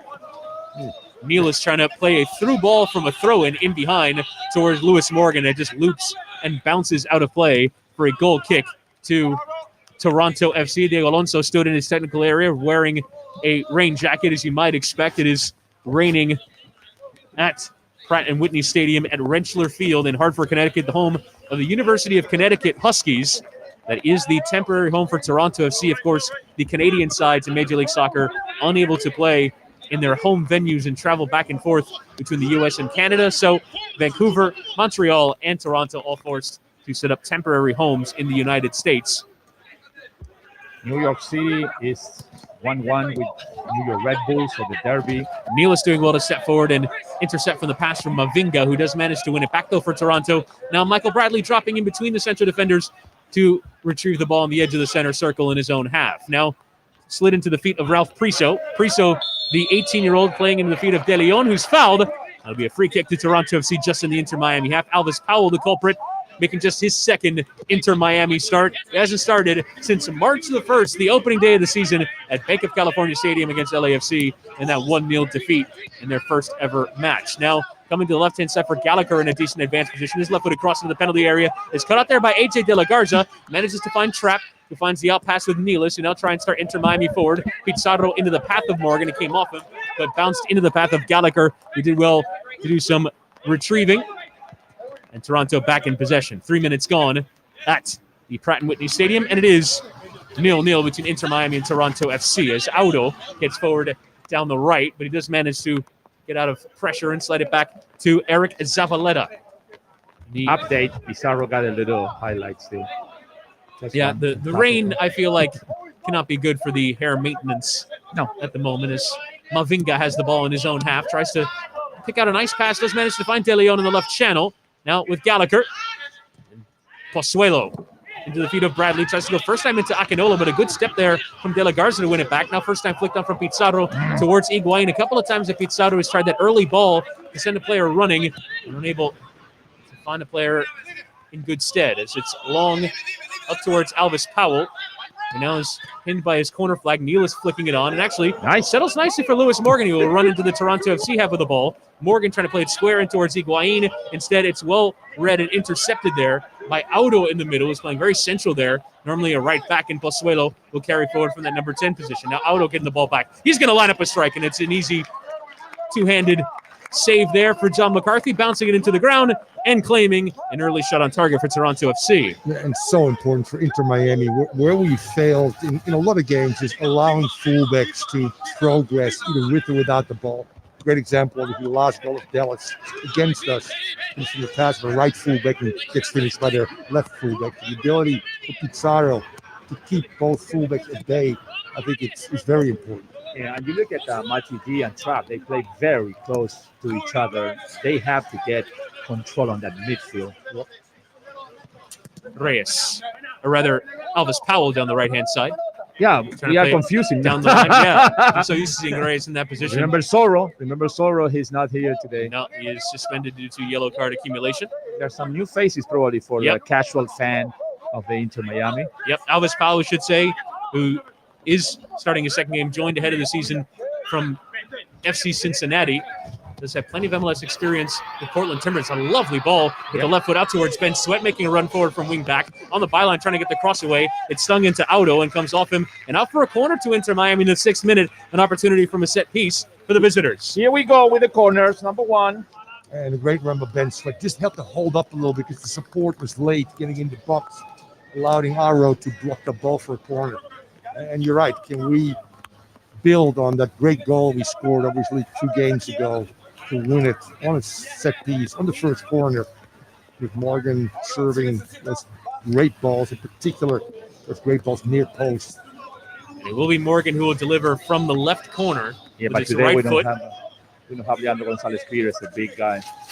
And Morgan will loft it towards the back post. Trapp is waiting for it. He'll go up and try the win. Header actually did so across the penalty area. Dealt with it by Toronto. Matuidi just trying to send it towards goal, and it loops out for a goal kick to Toronto FC. It looked again like a rehearsed play. Everybody crashing the 6-yard box, and Will Trapp coming from the deep position, hoping for a first time volley. Yeah. He's done this 3 or 4 times this year. Hasn't materialized, but at least they're working on their set pieces. Westberg with a nice ball out towards Gallagher. He's under pressure from Nealis. Miami trying to get up the pitch and cause problems. Here's the debutant Pariso trying to turn away from Higuain. Just managed to get out of his feet to find Mavinga. Ralph Priso, the homegrown player who came through the club's academy and USL teams and represented Canada at the Under-17 World Cup in Brazil. Now Gallagher into the feet of Pozuelo. Spaniard. A tremendous addition. Now De Leon under some pressure, managing to get out of his feet and find Priso. Now Bradley out towards Auro, the Brazilian former Sao Paulo player. Made his loan permanent a year ago. Now in his 3rd season with the club Auto. Key figure besides runs in CONCACAF Champions League. Auto trying to play down the line up towards the run of Endo. And it comes off of Sweat last for a throw into Toronto FC just on the halfway line. 8th minute of play. Inter Miami. Toronto FC still scoreless in Hartford, Connecticut. Tsubasa Endo with Michael Bradley about 45 yards from goal on the right. Interchanging with Alejandro Pozuelo, now getting turned and playing into the center circle with Chris Mavinga. Bradley again on the right towards Auto. First time into the path of Endo, but good covering defending there from Makun. No nonsense clearance booted out for a throw into Toronto FC. Yeah. And that's an improvement over the first time he started when he tried to trap the ball and he's learned. Quick learn. I like that 20-year-old. I like it. Bradley into Pozuelo in a decent pocket of space, trying to get onto his left. Trying to play the interchange there with Akinola. Comes for Auto. First time strike from De Leon. He's into the back there of Nealis. And Ricochet is out here for Akinola on the left. Although the offside flag did come up against Ayo Akinola. There'll be a free kick on the edge of Inter Miami's own box 2. Inter Miami. Yeah, and it shows again a team that has played not just many games, but many years together as well. There are patterns of play you can tell. As soon as the ball moves somewhere, players move as well, which is hard for a team like us in our first year, in particular with so many changes. You're just trying to find your feet early on. Guys that came off the bench and haven't played, like a Powell, is saying, let's not make any mistakes. So you can expect Toronto to be more proactive and us just finding our way into this game, saying, let's not concede early and then see what happens. Akinola with a strong aerial challenge to win the long ball off of Trap in the middle. Now Pozuelo digging it out of his feet and finding Priso. Now Bradley. And that's the beauty of Priso, versus Pizarro. 1 and 2 touch. In certain areas, just move it. And then get me close to the 18, and then I'll do my stuff. Westberg sliced out to the right-hand side towards Auto. Sweat with a challenge through the back of Tsubasa Endo gives Toronto a free kick just ahead of the touchline on the right-hand side. Now Pozuelo interchanging there with Auto. Into Pozuelo. Actually dinked out towards Endo on the right, where Toronto are doing a lot of their attacking at the moment. Endo playing all the way back to the halfway line with Eric Zavaleta. Now Zavaleta receiving from Bradley. And there's always something special about graceful lefties. I totally agree. The way they move, the way they play. Just gliding. Correct, exactly. Now Zavaleta with Inter Miami waiting for the Toronto center back to carry forward. Plays into the feet of Auto. Tries the 1-2 there with Bradley, but cheaply given away. Now Pizarro, some pressure into his back. Finding the outlet with Sweat. Now Makun just send it long under the slightest bit of pressure up towards Higuain. Going back to goal against Zavaleta. Morgan nodding down for Higuain. Now Higuain trying to find the next ball. Had a runner bombing onto his right. That was Nealis, but instead he's fouled from behind there by Priso. And it will be a free kick. Inter Miami trying to get on with it quickly. Yeah, the ball to Morgan was on. Priso comes late. And by the way, that must have been what happened? Offside? Yeah. Or initial foul against Higuain. And then Toronto back in possession. Muy interesante. Bradley. Into Mavinga. 11th minute of play remains 0-0. As Mavinga will turn and slide it back to Quentin Westberg in his own penalty area. He's asked to do a lot of distribution into the feet of Bradley. Now Miami trying to press Matuidi, harrying Bradley there, trying to tackle it off him, but instead he finds Priso, but again all the way back to Westberg in his own box. Westberg. Strange to see Inter Miami without Figal. And he played every single game. And it leaves only Lewis Morgan, who's played in every single Inter Miami match from the start. De Leon now. And ward off the challenge of Nealis. Out of his feet into Mavinga in his own half. Now Michael Bradley, the U.S. international, kept 151 times. Priso. Yeah, he played every single game except when he was 5 yellow cards and get 1 sit down. McCarthy, long out towards Pizarro. Crazy number. Just over his head. International level. And I'm telling you, Greg Berhalter will keep him with this group because of his great locker room presence and experience. By the way, I've coached Michael Bradley, one of the best pros I've ever been around. Rain continues to fall down at the Pratt & Whitney Stadium. It's Westberg up towards Akinola, nodding it out towards the right. Auto coming forward, but Sweat putting a nice sliding challenge. And actually will come here for Gonzalo Higuain, back heel into the path of Pizarro. Charging forward towards the penalty area. Pizarro with a tackle coming in, and it's won cleanly there by Michael Bradley. An exceptional challenge from behind to dispossess Pizarro. Appeals for a foul, none forthcoming, and now Toronto carrying forward through Audo. Sends it long up towards Ayo Akinola. Alvis Powell doing some smart defending there. Winning it off him. He's so far. Playing within himself in that back three. And that's the key, Chris. You're right. You haven't played a lot of games. You don't have a rhythm. Play within yourself. That's what Powell is doing. Powell has done. And also Makun. Yep. And AJ De La Garza will always play within himself. He's a great leader and good communicator. So the back three is actually pretty solid. Pizarro and Matuidi interchanging from a free kick that was won by Pizarro. Got around Bradley, had to put in the tackle as Trapp slides it across for AJ De La Garza in the middle of the back three tonight for Inter Miami. Powell up into the feet of Morgan, poked on there for Pizarro. Now Morgan will receive. Pizarro running forward to his right, but Nealis in a good pocket of space. Now Nealis carrying forward. Higuain wants it into his feet. He finally gets it. Higuain now trying to avoid the challenges, and it's deflected off of Higuain's pass and will come here for Gallagher and cleared there by the Toronto left back. Only as far, though, as Powell, who nods it down for Nealis. And now Higuain popping up on the right into the feet of Matuidi, returning for Gonzalo Higuain, getting his head up and looking for that next pass. And it's actually poked off him there by Priso. Good challenge from the 18-year-old. Coming together between De La Garza and Akinola has resulted in a free kick here for Toronto FC. And the referee is actually now consulting with a fourth official, saying there's no way that he committed a foul. The referee having a conversation with his fourth official on the assistant referee. It's actually a free kick against now Toronto FC. Interesting consultation amongst the referees. Yes. And it will be a free kick here. And indeed, there was a shove there from Akinola into De La Garza. Yeah, and the correct call, Chris, without a doubt. The initial contact was made. I still say it's a play on. De La Garza goes down, then the attacker. But it's at the end of the day, it's the correct call. Yeah, but it's a good thing that he went and tried to get the right call from an assistant. It's one of your pet peeves, Fernando, isn't it? There is exactly. Consultation. Pizarro into the feet of Morgan on the right side, playing it with Nealis. Trapp making a run in behind. Nealis spotted him but couldn't quite bend the ball correctly. Takes a deflection off of Gallagher and is swept clear there by the Toronto left back. Did loop out of play for a throw into Inter Miami. 0-0 and still scoreless in the 15th minute of play in Hartford, Connecticut. Trapp back with Nealis. Into the middle with AJ De La Garza. Has Makun running to his left. He'll carry it into the Toronto FC half. Slide back now with De La Garza. Alvis Powell now on the right.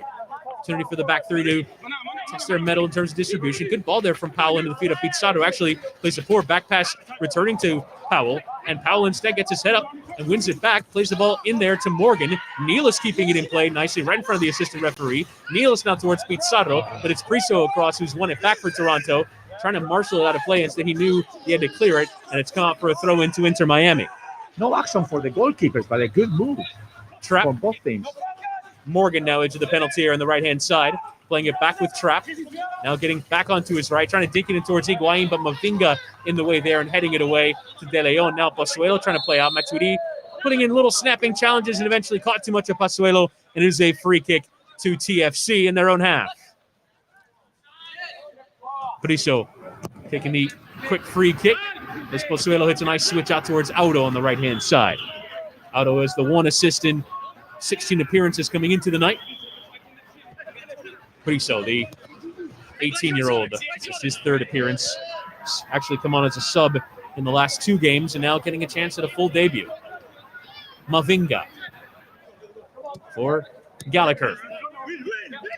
The Scot who has appeared once for the senior Liverpool side in the Carabao Cup. Otherwise has featured in Liverpool's under-23s, now on loan in Major League Soccer with Toronto. Difficult when you're a Scottish left back to take the job that is currently held by Andrew Robertson. Who might be one of the best in the world for Liverpool.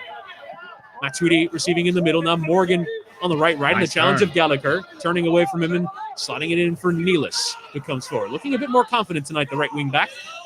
Now Nealis drawing the attention of De Leon. Eventually plays it into Morgan.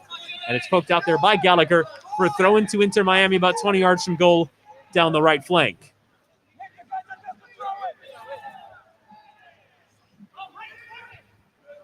Away there from De Leon. Now Trapp. And it comes glancing off him and out for a throw-in to Toronto. Down the left for Tony Gallagher to take. Joined on loan just after the second phase of restart began. Getting a chance to have a decent run in the side. As win there from Alvis Powell in the air.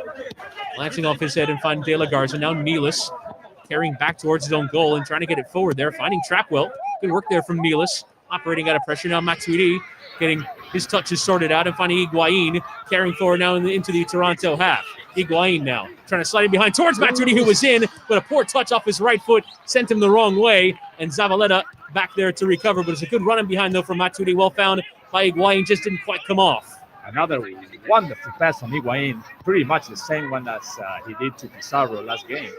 Macoun winning a 50-50 ball in the middle, but poking it right in the path of Friso. There's plenty of room to come forward. Now going to run it Alvis Powell. Slid out towards left. De Leon's first time ball in towards Akinola. Has come flashing through the penalty area. No one getting a touch to it. Now Sweat will play it out the other side and get rid. Up only as far as Auto of Toronto FC. Now Pozuelo picking up in the right channel. Sitting behind towards Auto on the byline. His pullback comes off of De La Garza and off of Auto again. And it'll be a goal kick to Inter Miami. Good defending there from AJ De La Garza. Yeah, it certainly was. In both occasions, actually, the team did well. That's a great first-time ball in by Nick De Leon. Good defending by De La Garza, Macoun on that central position right there. Then a second wave comes as well. Again, good closing down there, this time by AJ De La Garza, who's been stellar, by the way, with Powell so far. 19th minute of play remains 0-0 in Hartford, the temporary home of Toronto FC. In terms of games of consequence elsewhere, the only one that has a goal is Atlanta 2, FC Cincinnati 0. That's no bueno. Otherwise, it's 0-0s in the other matches. This Pozuelo picked off from behind there by Matuidi, poking it in the path of De La Garza. Now Will Trapp carrying forward in his own half for Inter Miami. Slides it out to the right wing for Dylan Nealis, who gets turned on it. Now looks for the next pass. Calmly back there for Alvis Powell, the Jamaican international. It's a nice long ball towards Macoun on the left hook. Take it off the chest and carry it forward here. The young Venezuelan, the captain of the Venezuelan under-20 side. Higuain getting turned off the ball from Macoun. Dinked it behind there towards Morgan. Morgan off the chest. His left-footed strike is sailed into the stand. A lovely looping ball in behind there from Higuain. Found Morgan, who was in, just couldn't keep his effort down. And it almost seems like it's done with design. When Higuain drops into midfield, he's the best passer out of this team, by the way. Yeah. And then the ability for Morgan and Matuidi a few minutes ago then to go without the ball into good places, because he's sucking out both center backs. There will be space right there. If that's designed tactically, it's absolutely brilliant right now, and it's worked. Just two poor first touches have killed them, both in Matuidi and Morgan's. Inter Miami's pressure telling there as it forces a throw into Inter Miami. Quinn Westberg playing it out to Gallagher, who's under some pressure on the left-hand side, and Westberg looking a bit frustrated with his shortage of options at the moment. Yeah, he's a guy I found, actually, that started in the Under-20 World Cup in 2005, played in Belgium at that time. No, sorry, played in France at that time. Yep. He is born to an American father and a French mother. Yeah. Has played in the French lower leagues with Troyes and with Tours. Now, De Leon.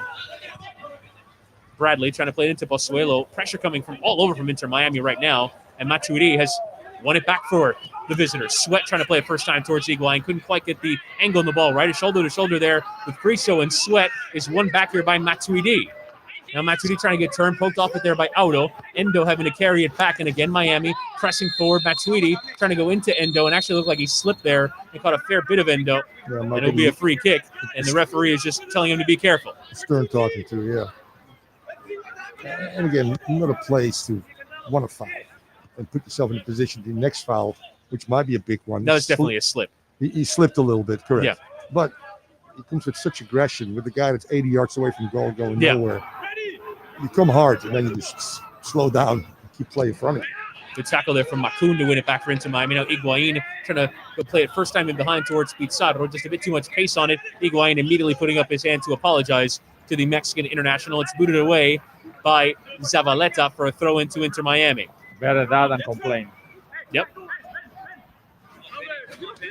Macoun now, right on the touchline, having to get away from pressure. Nice. Does play it up the pitch into Higuain. This ball into Matuidi. Didn't have enough pace on it, and it's recovered there by Bradley in midfield. And some good covering defending so far, Michael Bradley. Now Friso. Out towards Gallagher on the left side for Toronto, carrying into the Inter half. Now Friso for Toronto's calm and composed as an 18-year-old playing in his first ever MLS start. Yeah, he certainly does. And he's got a great mentor next to him, Michael Bradley. I'm sure, I know for a fact, will guide these young players. Pozuelo now trying to play with Auto on the right side. Endo tackled off it there and actually won back in play by Inter Miami through Pizarro. Now trying to ride the challenges here of Pozuelo. Tackles coming in. Pizarro trying to keep under the duress of 3 players. Pizarro managed to poke it off of Auto there for a throw-in to Inter Miami. Not good news coming from elsewhere as DC United have scored to go up by a 0-0 over New England Revolution. That would take DC onto 24 points as things stand. Miami currently on 22 in the live table with a 0-0 draw in hand. As Powell receives in behind towards Morgan, his touch again, letting him down. Tried to lead it into his stride, instead just got caught behind him. And Toronto doing enough covering, defending, but some smart runs in behind from Inter Miami as it's on there by Pozuelo in the middle. Now Powell playing it back with Nealis. Will carry it forward from the right for Inter Miami. 24th minute of play. Remains 0-0 as De Leon catching Nealis there. And it will be a free kick to Inter Miami just in the Toronto half down the right. The only bad thing about Priso is the number of his jersey, 97. Come on, man. You don't play American football. You're playing soccer, 97? You know. I mean, why? Oh, President, it makes me crazy. When I walked in the Ajax locker room when I was young, it was 1 through 11. Yeah, That's it. Thank you. That's it. And every number had a position Of attached course. to it. You know that. That's the way I grew up too. Sweat into the feet of Pizarro, trying to play it into the run of Sweat. Is making a good run for, but deflected there, back into the path of Pizarro. Now Maturia changing with Rodolfo. I think that the really, it's a radio station, AM radio station, 8 listeners. It's AM 97. That's why it's where he gets $100 a week. Makoun out towards Nealis. Good switch there from the left center back. Morgan now trying to get turned away from Gallagher. Scott against Scott, and it's the Toronto Scott Gallagher that pokes out for a throw-in to Inter Miami. That will be one of the fairest and hardest duels you ever see. 2 Scotsmen that are respectful to the game, but aren't cynical. Matuidi now receiving from Powell on the throw-in. Powell. And playing behind there towards Pizarro, who's threatening there Zavaleta with a header back towards his keeper, Westberg, who actually has to slide before it had run out of play for a corner to Inter Miami. Does manage to claim.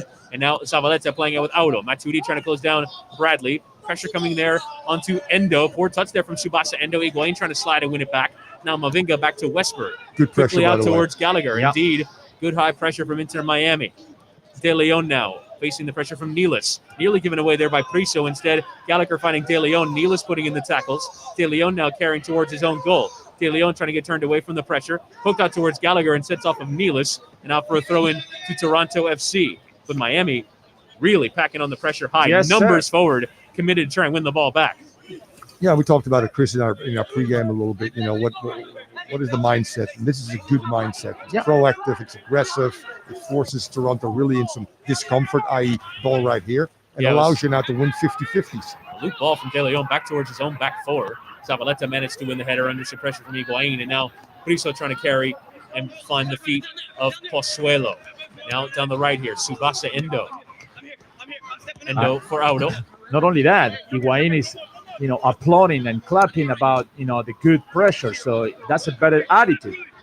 In some ways, it does suit him because he's always waving players on to join him in a press, even when it's not forthcoming. His trap is won it back in the middle. Nice. Lovely back heel to the path of Pizarro, who's going to carry forward. Higuain will run to his left. Pizarro now looks over both shoulders, slides in Higuain, trying to play first time in towards Morgan. Took a deflection off a Toronto player and into the path of Quentin Westberg, who will claim it. And it looked a decent chance on the break there for Inter Miami 3v3. A lot of thumbs up right there, Yeah, different attitude, which means obviously the club and the players have discussed that. Believe me, I've been there and done that, and that's important. Set your differences aside and just say, hey, listen, guys, let's be a team. Yeah. Trap into the middle with Matuidi. Miami winning the ball back. De La Garza. Good pressure here on the side that are without their usual center backs. Could leave themselves exposed. Instead, they're going for it. Nice ball from Higuain in behind towards Sweat. His early cross is through the 18-yard box. Gallagher leaving it. Neal is fizzing it across. He goes down in the box.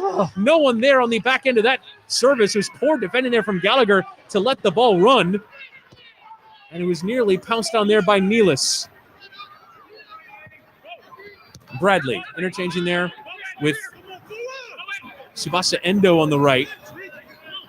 Chance that was. There's been another goal in that DC United match. They now lead by 2-0 over New England Revolution. 2 goals in 5 minutes. Griffin Yao, the latest on the score sheet for DC United. So another team in a good position in the playoff standings is Morgan now on the touchline. Mavinga putting in a sliding challenge and poked out for a throw-in about 10 yards from the byline to Inter Miami down the right. The goalkeepers don't do much, but the game is entertaining. You can see that the ball goes fast. Not a minute to get bored, but nobody shoots. 28th minute of play remains 0-0 between Inter Miami and Toronto FC as Pizarro just losing out his touch. And it comes out for a throw-in to the visitors, or to the hosts, rather. Lewis Morgan. Well, they're both visitors. Well, that's actually a great point. Neither team is really at home. And for Toronto, it was actually interesting to see Greg Vanney after their loss to New York City FC basically saying, look, given our injuries, given we're away from home, give us a break, is essentially what he said. Pizarro now winning the ball back for Inter Miami on the byline, trying to clip it in towards Higuain, trying to get on the turn and strike. It's right into Zavaleta, and Pozuelo has won it back away from the sliding tackle of Trapp. Pozuelo now trying to get turned away from Higuain as well, managed to get out of his feet into the path of Bradley. Lovely skill there from Pozuelo. Yeah, the Spanish guy is very smart. Akinola now, first time into the path of Pozuelo, slid in behind towards Tsubasa Endo, trying to get goal side of Makun, who does well to recover and win the ball for Inter Miami and get rid down that left side. It'll be a throw-in after took a deflection off of Audo to Inter Miami. I have to say, given the newness of the shape, given the newness of the players, that back three has been fantastic tonight. I don't want to jinx it, but do we miss Leandro Gonzalez Pires or Figal or Reyes? No, senor. Pozuelo, who's having a look here at his earlier skill around both Trapp and Higuain. This lovely deft control of the football. But we make some fun about this. Yeah, but we make some fun, but not many fouls. That's another thing. But look at the other expansion team. Where are they? Yeah. With a similar team that we have on the field right now. Yeah. Built not on DPs and all that kind of stuff, but hardworking, honest guys that are in tune with each other and willing to sacrifice. We haven't seen this very often. And it actually has sucked in Higuain and Pizarro and those guys to also do the dirty work and be positive towards each other. Yeah. This is a very good team effort so far on both sides, because neither goalkeeper had to do anything. It's very encouraging, in particular with all these new faces, Powell and Makun being the two that stand out right now. It's not easy to get your first minute in the 20-something game. Yep. As in Powell's case. Trapp nearly won it there for Miami, but instead it's Toronto who come forward through Bradley into Alejandro Pozuelo. Some good news for Inter Miami is New England Revolution have a goal. It's now 2-1 there in favor of DC United. That's 3 goals in 8 minutes there in that one. Hopefully we'll get some similar fireworks here as Tsubasa Endo caught offside for Toronto FC. It'll be a free kick to Inter Miami in their own half. We need Lee Win to score a brace in the second half. Yes. For New England Revolution. Good old times. And one thing for sure, we haven't committed so many fouls in this first half. Yeah. Because without Pires and without Figal, we are playing much cleaner. No fouls. Yep. Yes, probably kick the ball harder, trying to get him out of our own half. Nothing wrong with that. Nothing wrong with that. Exactly. We're almost playing like a real MLS team now. Yeah. That's what most other teams do. Yeah. Makun lofting it out of play there. Now trying to get the press forward off the throw-in Inter Miami. Matuidi trying to close down Audo. Just hits a looping ball out to the left flank. Gallagher going to try and close it down on the wet surface. Does manage to slide and keep it in play there. In for Ralph Priso. Gets around Nealis. Now Priso on the halfway line, turning and sliding it back with Michael Bradley. Bradley into the center circle, carrying forward for Toronto FC. Nicely spotting De Leon, who takes the touch out towards the left. Now Pozuelo 35 yards from goal. Cutting inside and finding Priso. Priso. Turning on it. Pozuelo. Gallagher. Deliberate possession here for Toronto FC. It's okay. Deliberate because they can't go anywhere. Yep. Because of great compactness, the shape of Inter Miami on both sides of the ball. Brilliant defending so far. Westberg. And then if possible, get your lines up a little bit. That's exactly what they're doing, trying to force Toronto long, which is exactly what they have to do. Zavaleta hitting it long and straight out of play for a throw into Inter Miami. I take it. And it seems like with the press, they're trying to imbalance. It's almost they're sending all the pressure towards one side, forcing them towards that one side, and then having no outlet passes. Good. Higuain slicing it out towards the right. A rare time where he gets the weight of that ball wrong. Nealis couldn't quite get there. And that's key for a throw-in. Key to success, Chris, which we haven't done in the past. Because if you in pressure want to make play predictable, we call it. So go one side and keep them on that side as well. In the past, we've allowed teams to switch the point of attack, and now your press becomes null. Because, as I said again, you send people on the overload, and they end up building up on the other side. So everything is done very well so far. Pozuelo now for Toronto. Again, 8 goals and 10 assists on the year for the number 10 for TFC. Pozuelo now drawing the attention of the other number 10, Pizarro. Poked out towards Gallagher on the left. Bradley in the middle, just on the edge of the center circle in the Toronto FC half. Now Auro into the feet of Pozuelo. Auro again, the Brazilian. On the right, about 40 yards from goal. Toronto not really able to get penetration against this Inter Miami defense at the moment. 34th minute remains 0-0. Gallagher now receiving the possession on the left. Toronto cycling it well into the penalty area. Dealt with there by Makun initially, and now trying to find that next pass up towards Pizarro. Receives well under pressure, and Pizarro is going to be whistled for handball there on that initial handle there, because it looked like Pizarro was going to get away, but it is indeed a free kick to Toronto just in the Miami half. Great 50-50 win by Makun. Even better ball into Pizarro. Just pops up a little bit and hits his hand, which is a handball. But again, I'm really impressed by the 20-year-old Venezuelan who struggled in his first start. Yeah, this is a significant improvement over that start. It certainly is. Auro. It's that away match against New York Red Bulls midweek about 3 weeks ago. Here's Mavinga. Which, by the way, we won. Yep. So maybe that's another good omen. Makun plays, we win. Nearly 10 minutes to play here in the first half as Mavinga is forced to go all the way back to the edge of the D in his own half to slide back with Westberg. More pressure arriving from Miami. It's a bit of a poor ball there from Westberg. Trapp won it and has found Morgan. Now out to Nealis on the right side for Inter Miami in the Toronto half already.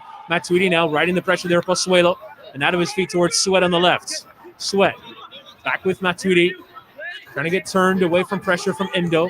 Manages to find Higuain well. Now Higuain trying to get away from Tsubasa Endo.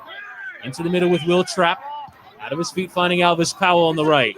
Coming forward for Inter Miami. Powell getting turned on and looking for the next pass. Calmly in the path of Pizarro. Now Nealis.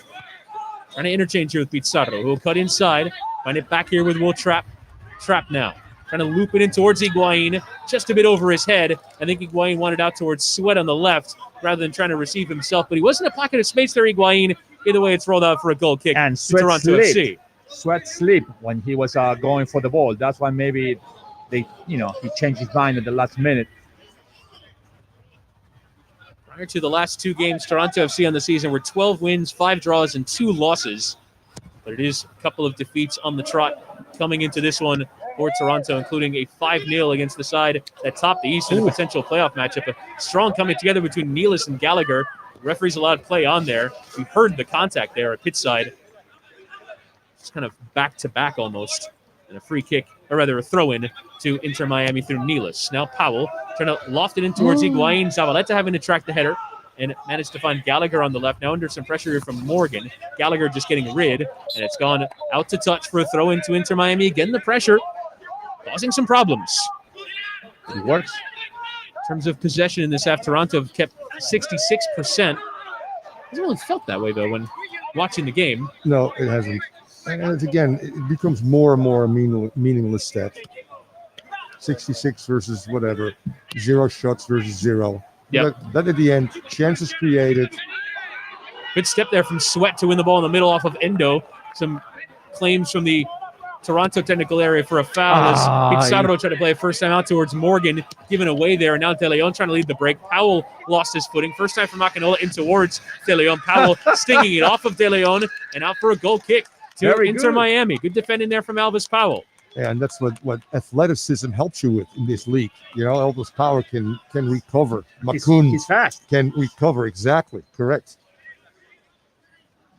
Players that Higuain and co faces each and every week and seem to be for weeks surprised about the level of aggression and quickness of the MLS players. Yep. Which you don't always see on the highest level against very sophisticated defenders. Might sound a little crazy, but this league is different. Yeah. Let's put it that way. Not just the play, but the refereeing. Yep. Right now, Toronto's playing at home, but they're playing in America. 50-degree rain. Bradley receiving the throw-in from Auto on the right, just ahead of the halfway line. As Sweat gets rid there.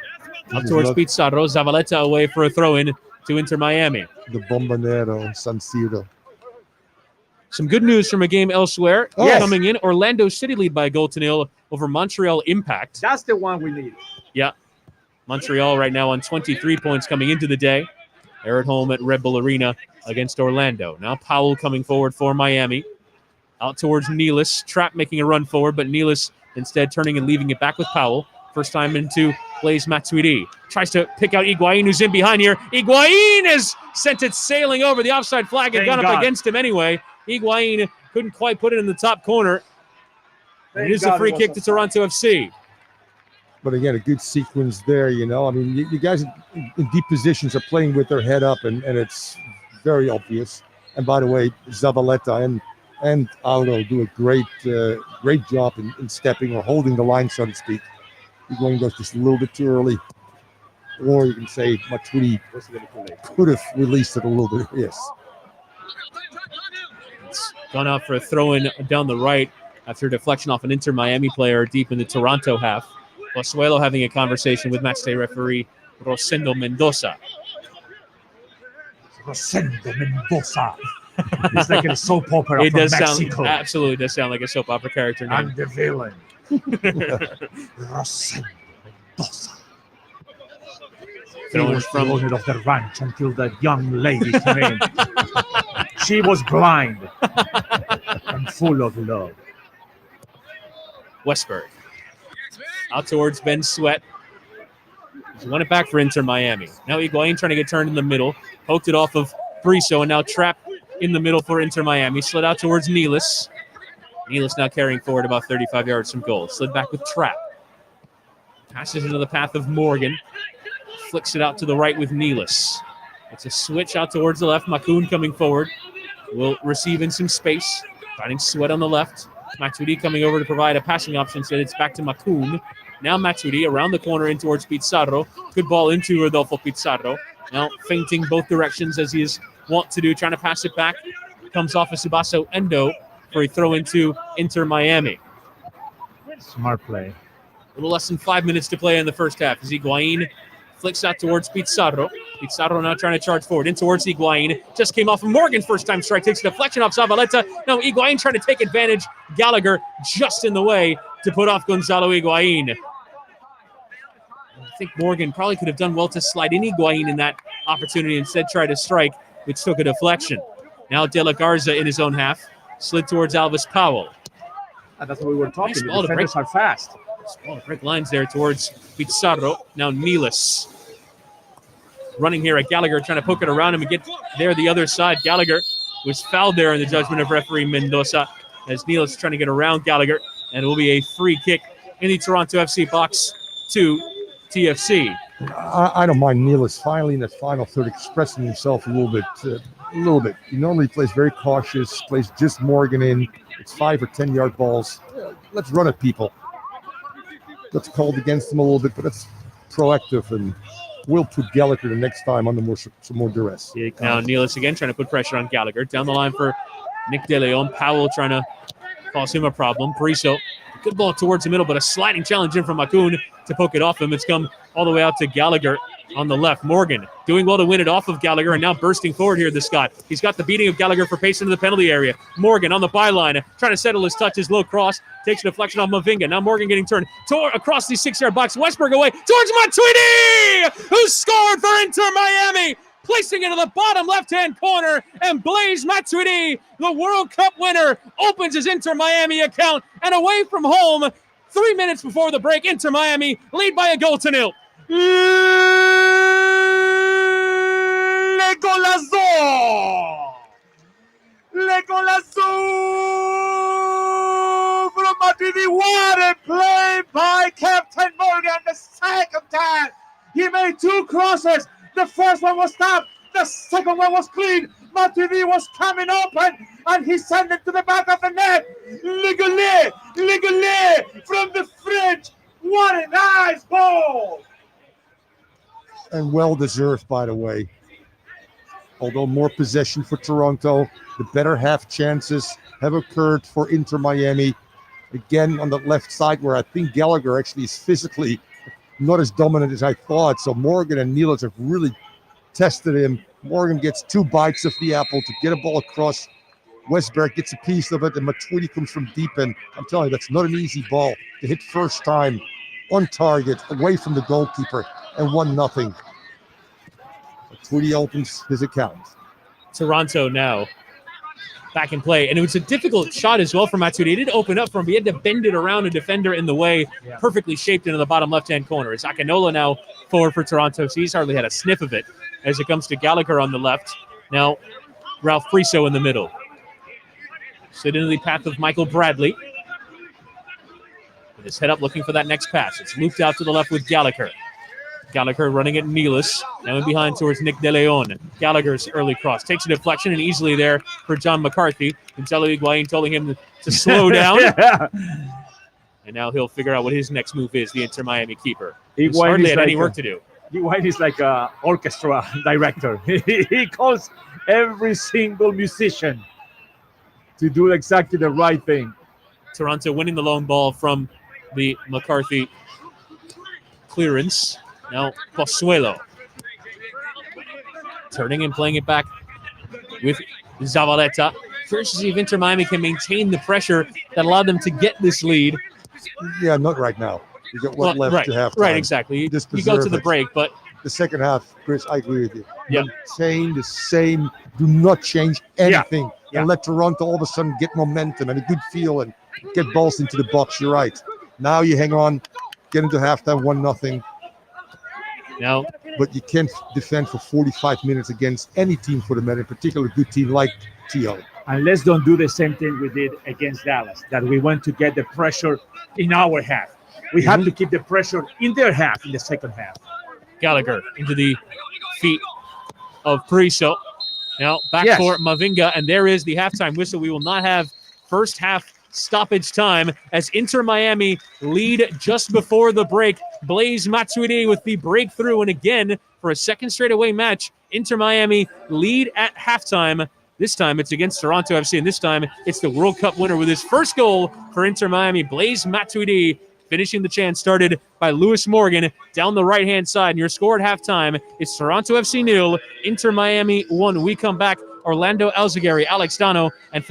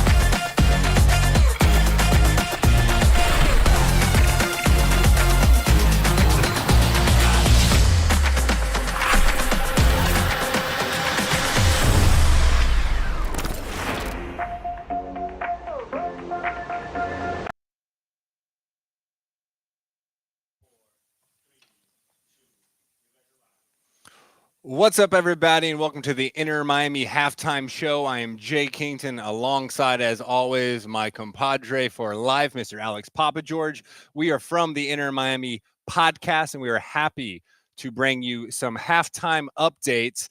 Got a little bit of a surprise there at the very end. I know we had a bunch of stuff we've been taking notes on, but to come down and get ready to shoot this, and then that happened as we walk in, I mean, you cannot wish for anything else besides that. You really can't. We were planning this entire half and we were enjoying the entire game because honestly, Jay, we were playing better and we are playing better than Toronto. But that goal at the finish line right there, that caught off an incredible half for us. It really did. It really did. So let's go ahead and just get into, how we saw the first half going. Hey, listen, before we even get into action, we're dealing with another game with tough weather here. And, we're down here in South Florida in the beautiful, lovely Fort Lauderdale area. And it's got great skies, a beautiful evening, but can't say the same for up there in Connecticut, Jay. The climate in Hartford, Connecticut is much more cold, to say the least. So that rain that they're feeling right now, that's not that warm South Florida mid-afternoon rain that likes to cool the day down. That is much closer to freezing rain that feels like pinpricks on your skin. It's a different environment for the boys. Different environment, but we seem to be doing pretty well. So, besides a few tumbles and a few slips in the first half, came out amazing. And we had talked about in the pregame show, but really we need our stars to be stars today. And that did happen, especially in the final 5 minutes of this match. But even continuously through this entire first half, the stars did come out to play and it was fantastic to watch. They did. They really got together there at the end of the first half. Some slight concern initially jumping off, off kickoff was that there was a real lack of pressing, especially, in Toronto's own half. It seemed like they really had the flexibility and availability to do what they wanted to with as little stress as possible. So we did tweak that throughout the game, but we've got to really keep pressure because sitting back and parking the bus is not going to work against a team like Toronto. They have too many weapons. They're too well coached, and they are a perennial winner. So we really, needed to ratchet up the offense and the attack, which is what we saw happen as the game progressed. Yeah, and I mean, to your point, we had talked about one player in particular, and that was Michael Bradley, and it was really his contribution to the team. And we were discussing it, before getting on the microphones and on air here, is that we really need to put pressure on Michael Bradley. He is really the glue and the facilitator of this team, especially during the first half. And if we can do that coming out of the second half, we know they're going to be a little bit more aggressive now that they're down 1-0. So if we can put pressure on the ball, I think that's going to scramble their offense a little bit more, Jay. You're exactly right. If we do not pressure Captain America himself, right? He's your savior every 4 years when it's World Cup time. Every year in the MLS, he's typically someone you don't really like to cheer for, but he does demand respect. So we have to really play him well, prevent him from being able to, again, facilitate the entire offense. One thing that I loved, and you mentioned it actually on the pregame show we did, but Gonzalo Higuain, considering the price tag of his beautiful Argentinian head, we really need to see some more results because people are starting to get a little uneasy about it. But, the results don't always come with goals, right? So the results could be other areas, and he does impact other areas well. And just in the first half, it was at least 5, if not more, times that I saw him with beautiful creation. And that's not something you typically see out of your striker, but he had no problem switching the field of play from the right to the left. He had a very cheeky backheel pass in there, trying to make some options.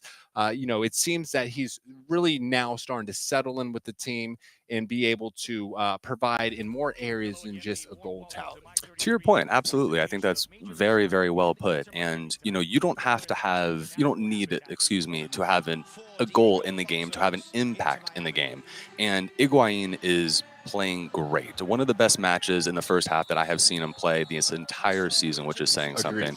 And further to your point, Jay, is the fact that, we are 1 or 2 passes away from potentially having 2, if not 3 goals in this half. So we came together with a game plan. We came together before the match with tactics, and it is paying out for us. So, we tighten up some of those passes, and I think we're looking pretty good in the second half. Completely agree with you. One thing that really stood out to me is, and this is something we've honestly seen kind of time and time again with this club, right? Is that we're a little hesitant to pull the trigger. Everyone's looking for the perfect opportunity, or they're looking for one more pass. And while many coaches will tell you, look for the extra pass, that's great. But when the opportunity is at your feet, take your shot then. Take your chance and see what comes. There's too much dribbling around, putting your head up. Stay focused. When that window opens up, take it. Do not hesitate. And why is that, Jay? Because we've been talking about that consistently throughout the year. And why is a player a little bit hesitant to shoot from outside the box or a little bit more farther from the goal? I all think it really stems from team identity, right? And everyone needs to be comfortable in a system to really play to the maximum ability of their capability. And I think throughout the season we've been seeing a team that is really trying to find itself, right? So, they want to make sure they're being a good teammate, they're not being selfish, and to many times that's kind of hurt us. It's been a little detrimental. What I want to see is Mr. Gonzalo Higuain, the $7 million man himself, be selfish. Get that ball, get the pass, and have a shot. Have a go. We're starting to see Lewis Morgan kind of lax up a little bit and have more freedom in taking chances. So, I think it's just something that we're finally getting to the point we need to be. Again, we have to remind everyone, we are an expansion team, right? We are, and yes, that has worked out phenomenally for like an LAFC or even Atlanta United, but for the most part, it doesn't work out that fast. So it takes time. And I think we're finally starting to get comfortable in Diego Alonso's system.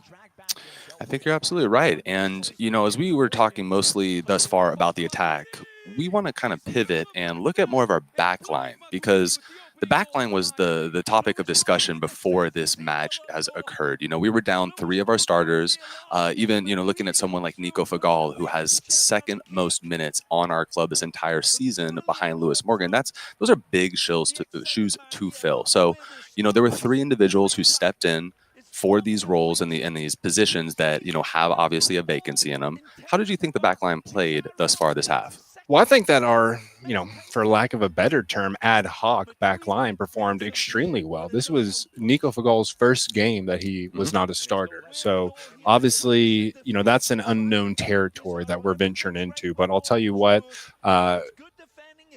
AJ De La Garza, Christian McCoon, and Alvis Powell have been playing their heads off right now. I honestly could not be happier with how they're performing. In my eyes, everyone wants to say, yes, that goal by Matuidi was beautiful, and we will get to that. But in my eyes, the star of this game has been those 3 coming in, never starting together, coming in and holding it together. And again, of course, you have Ben Sweat on the left side and Neelis on the right side, which we talked about in the pregame show, that we would expect those individuals to rotate back down almost in a wing back situation, which they have, but they've also been getting creative up the sides, which is nice to see. But can't ask for anything more right now. No, not at all. And I think it was Kayla who was actually speaking during the actual live broadcast of the match, and she touched on it. She touched on the fact that it seemed like Alvis Powell and AJ De La Garza were cleaning up the messes, as McCoon was more running around the pitch a little bit more freely, making plays on the defensive back line.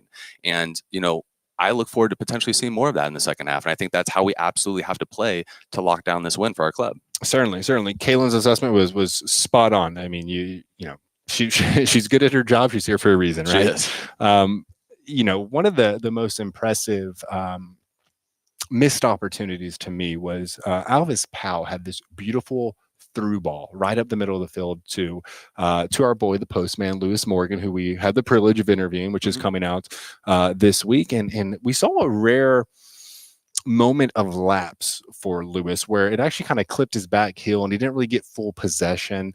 But there are chances being creative. I don't know if it's settling in or just playing with new teammates and maybe the passes not being, as accurate as they are. But this team really showed some vigor.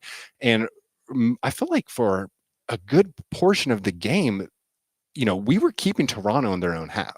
Well, to that point, right? From the second you step off the bus for a game like today, you need to come prepared.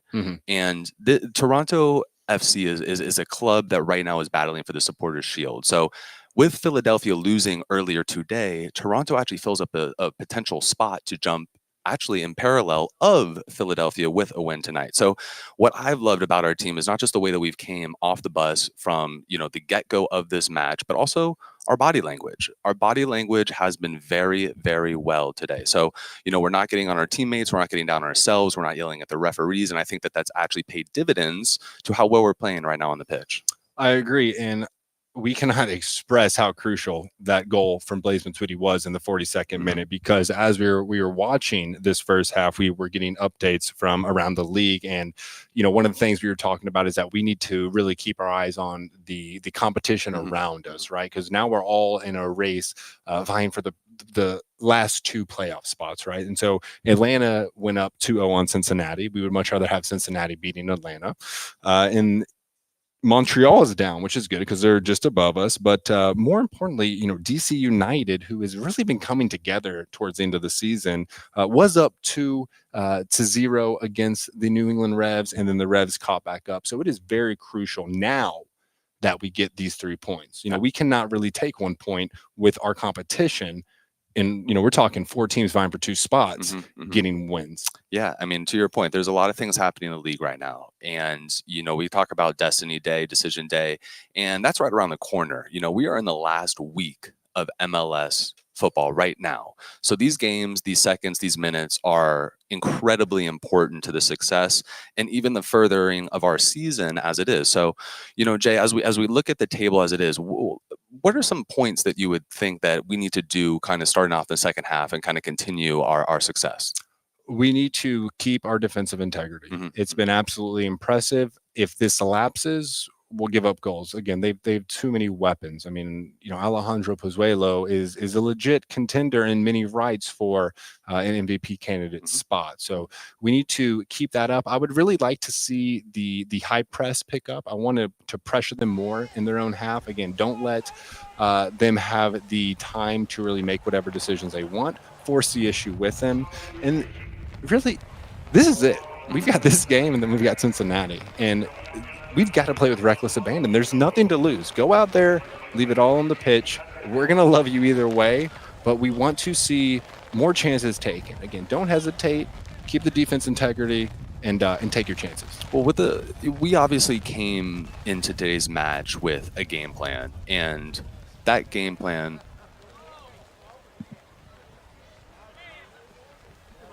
Going from right to left, wearing the black and pink tonight, La Rosa Negra, and it is Toronto FC, and they're all red kits going from left to right. It is Inter Miami leading by a 0-0 coming out of the break here. Looking to see if they can hang on to all 3 points. Again, results elsewhere somewhat going in their favor. It's okay. A decent run of results tonight as Michael Bradley picks up the ball in the halfway line and sprays it out to the right for Audo, the Brazilian coming forward, making his return from injury. A couple of players are himself, Chris Mavinga and Ayo Akinola, all doing so as it's down the line there from Mullins, given away, and now Matuidi into the stride of Morgan, who comes forward, slides it out to the left with Pizarro, who will the hang wind on to actually it and allow... is against us. I don't know if it's good or bad. Yeah, look at the corner flag. Yeah, Matuidi. It's in Toronto's. Turning away from pressure. It's in Toronto's favor. Central camera is drenched right now. Right. He's got to get a cameraman out there to wipe it. Let's call them and then try to clean the lens. I'm hoping to see a white towel appear on the screen at some point as Mavinga slides it across for Zavaleta. Quentin Westberg. I'm trying to see the assistant referee flag. What direction is the wind going? That's what I'm saying. I mean, I'm trying to. It is incomprehensible. It is pouring rain at the Pratt & Whitney Field again. Hartford, Connecticut is the venue for this one. There was actually snow on the ground on Thursday during Toronto training. I was terrified that Inter Miami would be playing in snow. Instead, it's a driving rainstorm that they're treated to instead. There are some fans in attendance, as many as 5,000 allowed into the ground tonight, although I'm not certain how far into capacity they reached. As Zavaleta receives the ball out from Westberg, now trying to play into the middle with the debutant Ralph Priso. He's full debutant. And a couple of subs. Priso. De Leon tackled off of there by Trapp, although a free kick is awarded. Got too much of the player in the judgment of referee Rosendo Mendoza, and it will be a free kick to Inter Miami. 2 minutes gone in the first half, or second half rather. Temperature is 52, so the cold is not a problem. The problem is the wind. Wind and the rain, always uncomfortable as De Leon carries forward now. Slid into the path here via Akinola. Drawing the attention of Elvis Powell. Nice overlapping run from Gallagher. Cross into the area. Comes deflecting off of De La Garza. Sailing out of play for a corner to Toronto FC. Good defending there from AJ De La Garza to intervene on the cross. All right, the flag will tell us now what the story is, El Presidente. Exactly. Let's see here. Let's see. Oh! they cut away from the corner flag just as we were going to get a look here at which direction the wind is going. It seems like everywhere is the answer. It's quiet now. I think the flag is so wet that it can't even flap in the wind. Goodness me. It's a swirling wind. Yes. Let's put it that way. All over the place. That's it. Enough to get on the players and our cameras. Pozuelo digs out the corner in towards the near post. Strong header away there from Powell. Comes glancing away for a corner out the other side to Toronto FC. Patrick Mullins, the substitute, coming on for his 12th sub appearance of the year. Joined midway through 2019 from Columbus Crew in a trade. He's played for 5 MLS clubs. Maybe it's to the side. Maybe. It's going out towards the bottom right corner, it would appear. Correct. Now, Bradley. Low delivery is in towards Pozuelo. Try to get a touch to it. Carrying off Higuain and skied on the follow from Toronto. It's gone out of play for a goal kick to Inter Miami. Yeah, it's important for De La Garza right now, Powell and Macoun, to get a feel for Patrick Mullins, who's a different player, obviously, but they're still playing with one high, so they haven't changed anything dramatically that you say Inter Miami's got to. That's obviously a rehearsed play. That falls well, actually, for Perluzzo. Just cannot convert. Key right now is don't give anything up early, but do not change your game plan. Don't sit too deep too early. Absolutely. Maintain that high pressure. Bradley now in towards Auto. Play it down the line. It just deflects nicely there for Bradley. Tries to play first time in behind towards Pozuelo. Macoun is getting rid off of Pozuelo and out for a throw-in to Inter Miami. And then punish them if you can, because Toronto will throw caution to the wind. Talking about wind, they have to win this game to stay in the race for the supporter shield. Let's be real honest. So they're going to take risks. They're going to take chances. Don't bend or break Miami. Finish them with the second goal. Sweat out of play there for a throw-in to Toronto. I mean, looking a bit uncomfortable with the ball at the back. His throw-in is into Mullins. Matuidi trying to win it. It's Bradley. Sends it fizzing through the area, trying to cause John McCarthy a problem, but he is solid as ever. A tremendous reserve keeper he has been for Inter Miami, making his 7th consecutive start after Luis Robles broke his arm. Now Elvis Powell carrying forward. Foul from behind there, at least we thought so, by Akinola. Referee's allowed play on. And going back to John McCarthy real quick, you're right, absolutely right. The results have not reflected how well he's played, because we haven't gotten the result necessarily. Now Priso in towards Pozuelo. Strong step out there from De La Garza. At least able to put Pozuelo off and recover there by Powell. Now Morgan trying to get forward down the right. Just needs that next option. None appears obvious, and he's lost out there to Priso, and now Bradley. And going back to De La Garza, the way he steps right out. That back three has done it without fouling, without being overly stupid and aggressive. Yes. I hate to point fingers, but very smart right now. The back three, very good throughout of the whole team. Higuain working well with his feet to find Pizarro. Has Nealis making a run behind him. Plays a perfect ball out towards Nealis on the right. Furthest forward edge of the 18-yard box. Early crosses in. Comes flashing all the way through. They just let it run there. Sweat and Auto. And it's come out for a throw-in down the near side to Toronto FC. Yeah, Mavinga and Zavaleta Mavinga coming back from an injury. They haven't looked very good. I mean, I've coached Zavaleta when he was playing for the under-20s as well. Athletic, strong, not great with his feet. Needs guidance from somebody next to him. Not a great leader, but a good follower. They struggle right now. Carrizo trying to play it first time towards De Leon. A good step there from Powell to win it. Now into the middle with Pizarro. Getting his head up and spots a ball there for Nealis on the right. Morgan will probably have the option short. Looks like he wanted to play the 1-2. Now Morgan instead on the right. They back with Nealis. Now Morgan again. Matuidi wants it there short. He does receive, plays Matuidi in the middle with Higuain. Tries to flick it first time towards Morgan, but Bradley in the way. Now Powell coming out has nearly won it. Trapp now has fully won it. Poked into the path of Matuidi. Good defending there in the middle from Will Trapp. Now Sweat's got some space on the left, right in front of Diego Alonso in the Inter Miami technical area. Now Higuain about 40 yards to go, interchanging there with Matuidi. In towards the middle here with Will Trapp. Decent first touch and slid out towards Sweat on the left side. Trying to pick out a cross. Comes off the back there of Audo. It's a poor delivery there from Sweat. Macoun trying to slow down Pozuelo. He's fully pulled back his shirt to slow down the counter. A smart foul there from Macoun. Doesn't appear as though he'll get a yellow for his efforts either. Absolutely right, Chris. On 3 or 4 occasions, both Powell and McCoon have made some really smart tactical fouls and stayed without a yellow, which is key. Yeah, because they're not aggressive like Gonzalez Pires that goes with everything he has and complaining and and the expression and the body language. Nice interchange down the right between Nealis and Morgan. Nealis now turning and sliding it back with Trapp. 40 yards from goal in the middle of the pitch. Now Matuidi, similar position, carrying forward. He's going to run beyond Higuain. Now Pizarro, edge of the D. Pizarro turning away from the pressure. Pizarro towards the left, finding Sweat. His ball is back to Pizarro in the penalty area. Pizarro now trying to cut onto his right around Michael Bradley. Pizarro strike, bending around the post, and it's just gone wide there. Westberg felt like he had to dive to cover. Pizarro unable to hit target as it's gone out for a goal kick. Yeah, pretty good play throughout, quite frankly. Although Ben Sweat had an opportunity to play a first-time ball in where Higuain might have had a chance. Exactly, but he was right. Pizarro ends up being in a good position. Now Pozuelo in the pocket of space, carrying forward. Slid in behind towards Mullins, who runs through the penalty area, now receives on the right wing. Macoun closing him down. Now Audo needs some help. Ben Sweat closes down Audo, now slid in behind towards Bradley. De La Garza is going to take the touch towards the corner flag, and will now look to fully get rid of it. Couldn't quite get his foot around it, and it's out for a throw-in down the near side to Toronto FC. Taken quickly there by Audo to Pozuelo.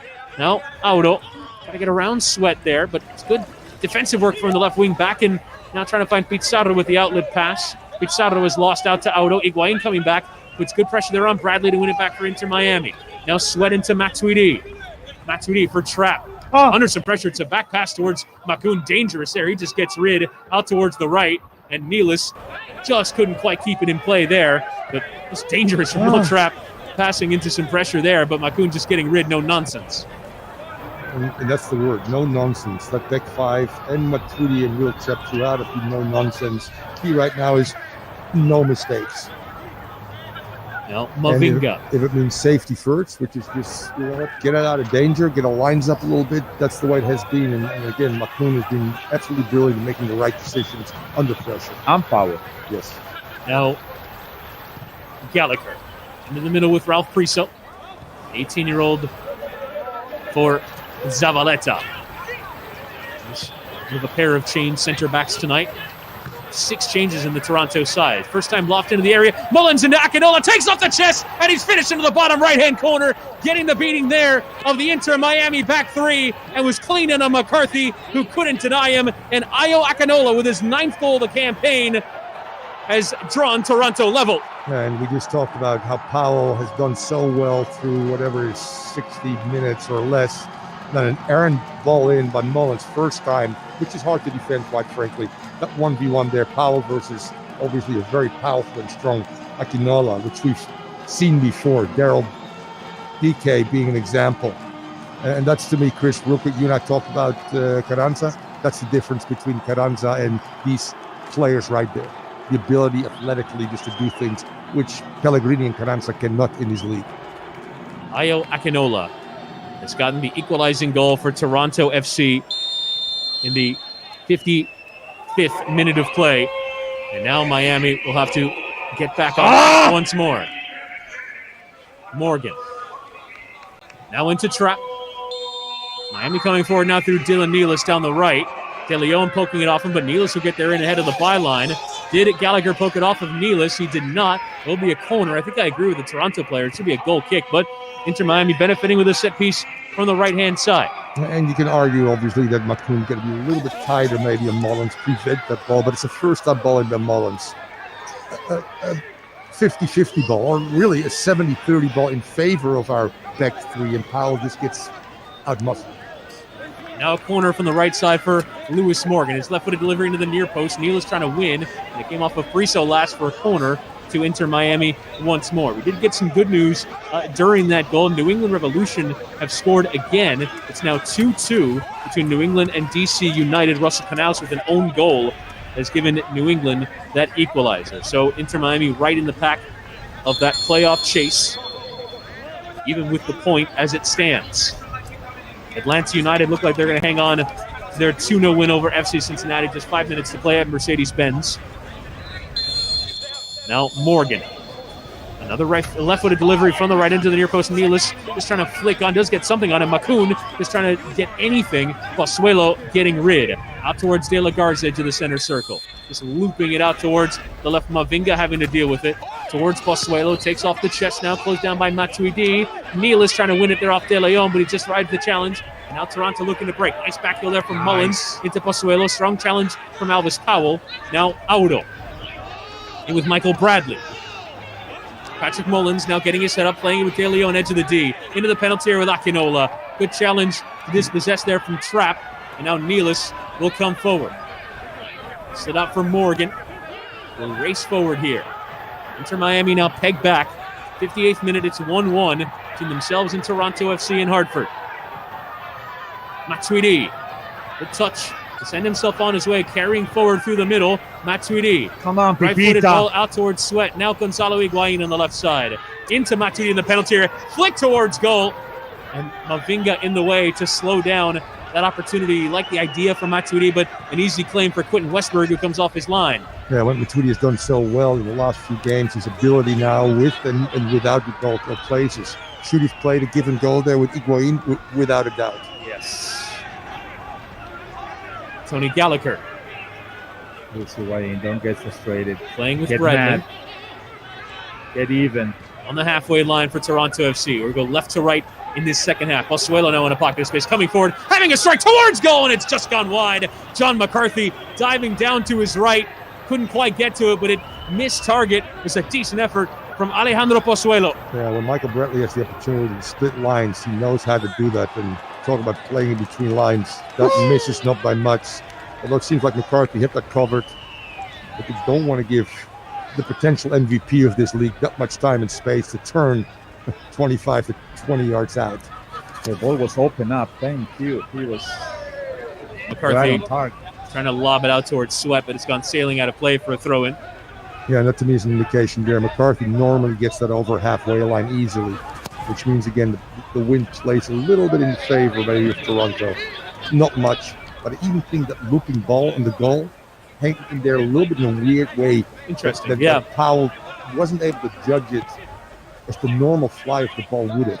And then gets beaten for physicality by Akinola. Now, Priso is Miami going to try and pack on some pressure again. Priso around Matuidi. Now Pozuelo finding that pocket of space in behind that central midfield too. Now Audo on the right. Assessing his options, carrying it to the middle. Now Mullins trying to flick it out to the wing first time. Into the path of Akinola, instead deflected away there by Makoun. Only as far though is Michael Bradley. Now Akinola under some pressure. Pizarro doing well to flick it off him, and now Pizarro trying to carry forward, right in the challenges, but it's Bradley who's won it back. Bradley for Pozuelo. Pozuelo into the middle with Priso. Off Priso. Pozuelo, 35 yards from goal on the right. Slid out towards Audo on the wing. Audo teasing, slid in behind towards Pozuelo around Sweat. Makoun having to put in the sliding challenge. It's poked away out to that right side. Audo will keep it in play. Dangerous there from Makoun. He had to get that right. Audo towards the byline. His cross into the back post. Akinola won the header, but did so in a foul manner in the judgment of the referee, shoving Nealis in the back to go up and win. That'll be a free kick to Inter Miami in their own box. Makoun is going to the floor, I guess. Yeah. Yep. He looks a little uncomfortable. Ankle. After putting in that sliding challenge, he's being stretched that's by Makoun. That's cramp in both calves, which unfortunately, if you don't play a lot of minutes, it's hard. I've been there, guys. I wasn't always a starter on my team. I kept myself as fit as possible. But when you get in the game, and around 60, 65 minutes, all of a sudden your body goes, wait a minute, I haven't been here before. Yep. And that's Makoun and Powell potentially could see that as well. AJ De La Garza, guys that didn't get a lot of minutes. That's a little bit of a concern, obviously. You lose your quickness and your speed, and you're just trying to hang in there. McCarthy long, Pizarro trying to receive, and it's offside against Rodolfo Pizarro. This will be the perfect time for Higuain to score. Finally, from the play. Audo. Cutting inside. Slid back there to Zavaleta. Now Mavinga in the center circle. Slid out towards Gallagher. Bradley in the middle of the pitch. Just into the Inter Miami half. Now Priso down the left as the run of De Leon, but plays it behind him. And it's come out for a throw-in to Inter Miami down the right side, which Nealis will take. We're in the 63rd minute. Inter Miami opened the scoring through Blaise Matuidi in the 42nd minute of play. Ayo Akinola drawing Toronto level on 55 minutes. And this game is very much balanced still for the taking for either team, in my opinion. Substitutes could make a difference, guys, in a few minutes. Higuain couldn't quite get out of his feet to find Sweat on the left. He's given away to Pozuelo. Will carry forward now. Matuidi putting the challenge in on Pozuelo, doing well to physically bump him off his run. Now back for Bradley, 40 yards from goal on the right. Mullins flicking on in the path of Audo. There's an opportunity to cross on the right side just in ahead of the byline, but Makun was there, just put his laces through it, out for a throw-in to Toronto FC, into Pozuelo. Pizarro coming back to cover. Audo trying to get out of his feet. He got that all pear-shaped. And it will be a throw-in down the near side for Toronto once more. The only thing that concerns me, this early cramp, Chris, in both legs. And there goes Makun in the 50-50 that could have called against him. Yep. And we're how many minutes in? So we still got another 27 minutes to play in the second half. Plus additional time, half an hour. Well, in that New England game, something I didn't see earlier, they actually missed a penalty, New England Revolution. Oh. So it could have been a go-ahead goal for Canals as Bradley plays it off of Matuidi in an area that one does not want to be hit. As Bradley into the chest there of Audo tries to hit a slicing ball out towards the left with De Leon, and now the referee will stop play, and the treatment will come here for Blaise Matuidi. I'm not really sure what you can do about that. Yes, a right stomach. Yep. Again, I've been there and done that. We all been in that one. Yeah, I mean, you Fernando, don't have to be a professional. Fernando claims to be a center back. I claim to be a center back. Yeah. We've all been there. Right. Whatever position you play at one point or another of your extensive career, you get hit right there. What does a trainer even do in that situation? Say I'm sorry? Some guys lose their breath actually, and they open up their lungs a little bit. Okay. The pain is sometimes so excruciating that it tightens up your chest. Well, we have a moment here. Let's bring you the scores that affect Inter Miami in the playoff chase. Atlanta lead by 2-0 over FC Cincinnati. They look like they're going to hang on to win that one. That'll advance them on to 22 points. New York City FC, not relevant to the playoff race, but they lead in the Hudson River Derby by 5-2 over New York Red Bulls. The other results that impact Miami: Orlando leading away at Montreal by 1-0 through Daryl Dike. New England 2, DC United 2.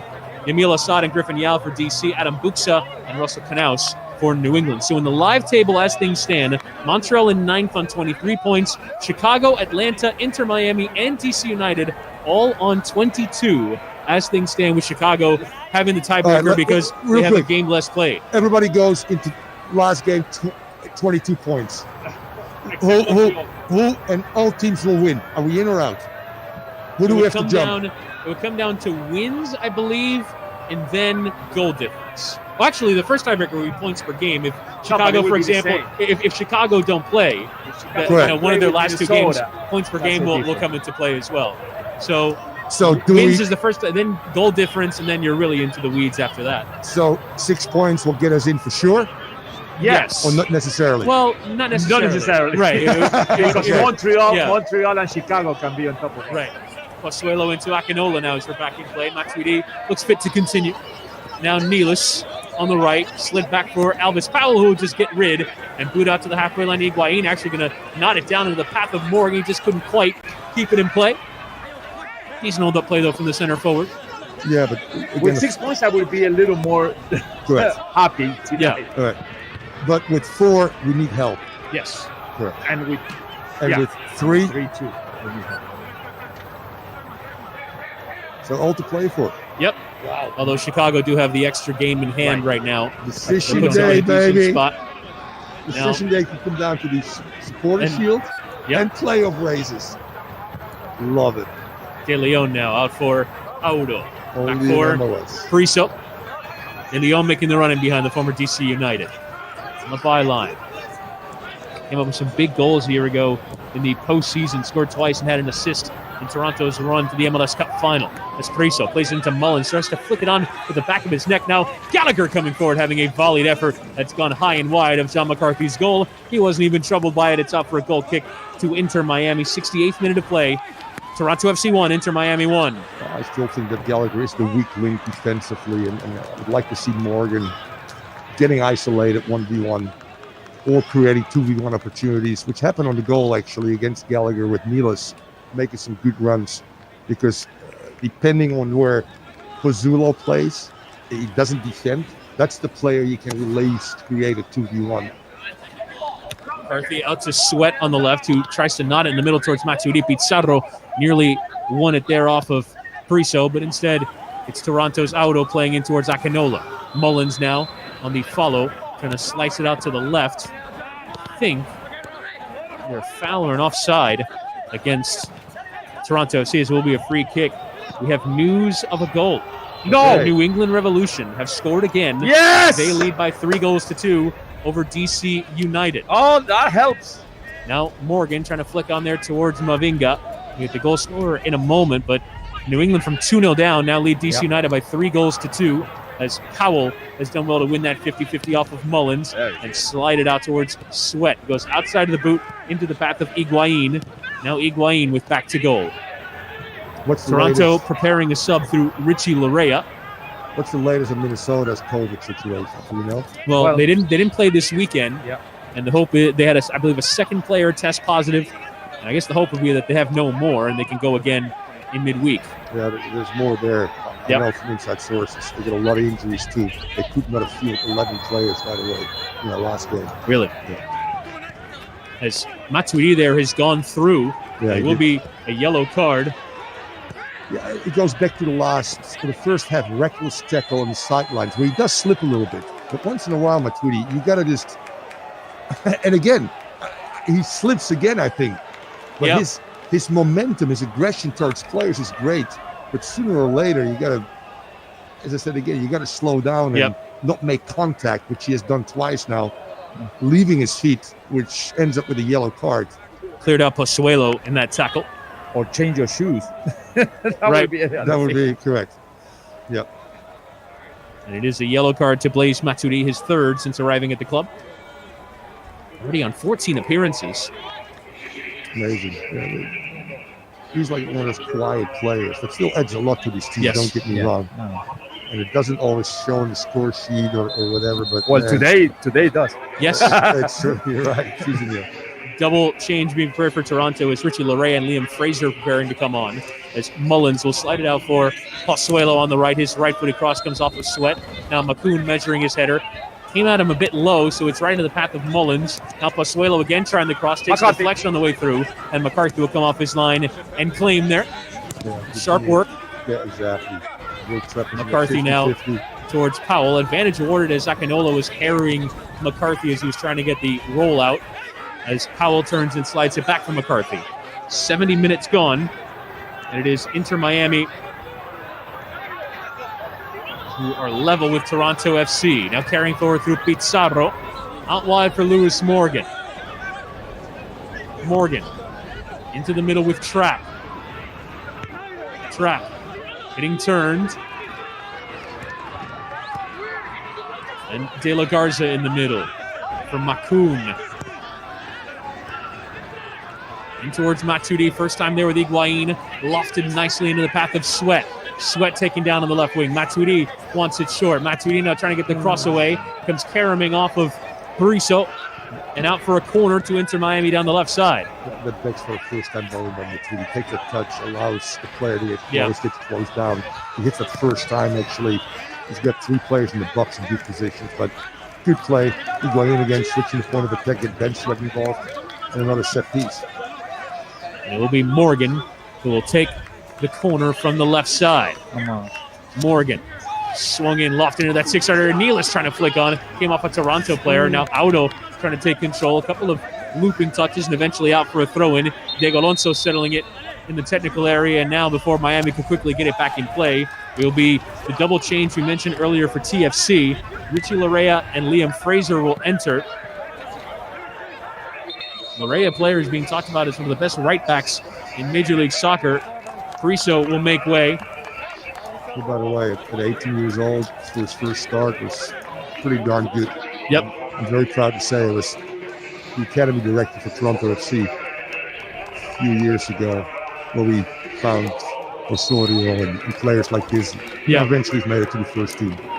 They got a great setup there, by the way, and we'll continue to, in particular for Canada, create some really young players. Their national team is emerging as Nealis picks it up on the right. Slid back for Trapp. Trapp now looping out towards the left-hand side. Larea on for Audo and Fraser on for Priso. Like-for-like changes. Sweat now interchanging there with Matuidi on the left. Nice sliding tackle in there from Fraser. Did get the ball in head of Matuidi and poking out for a throw-in.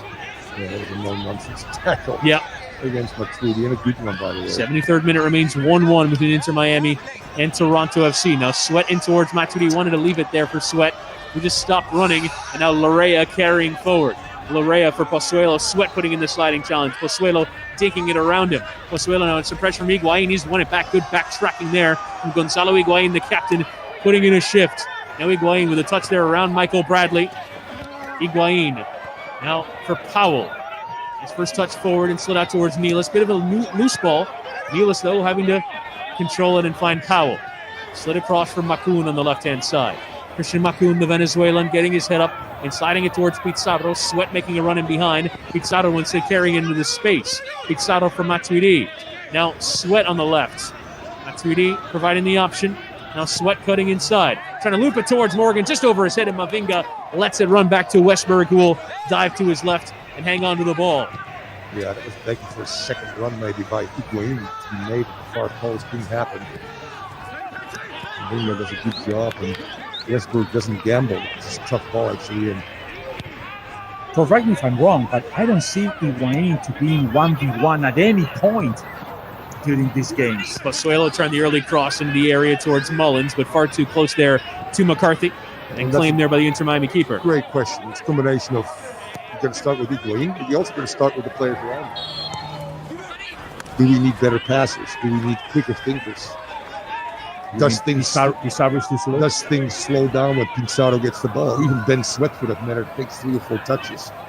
Whereas in Italy or the Argentinian national team, the ball gets whipped in, and it's a combination of things. Yes. Trap in the middle for Pizarro. First time dinked out towards Nealis on the right.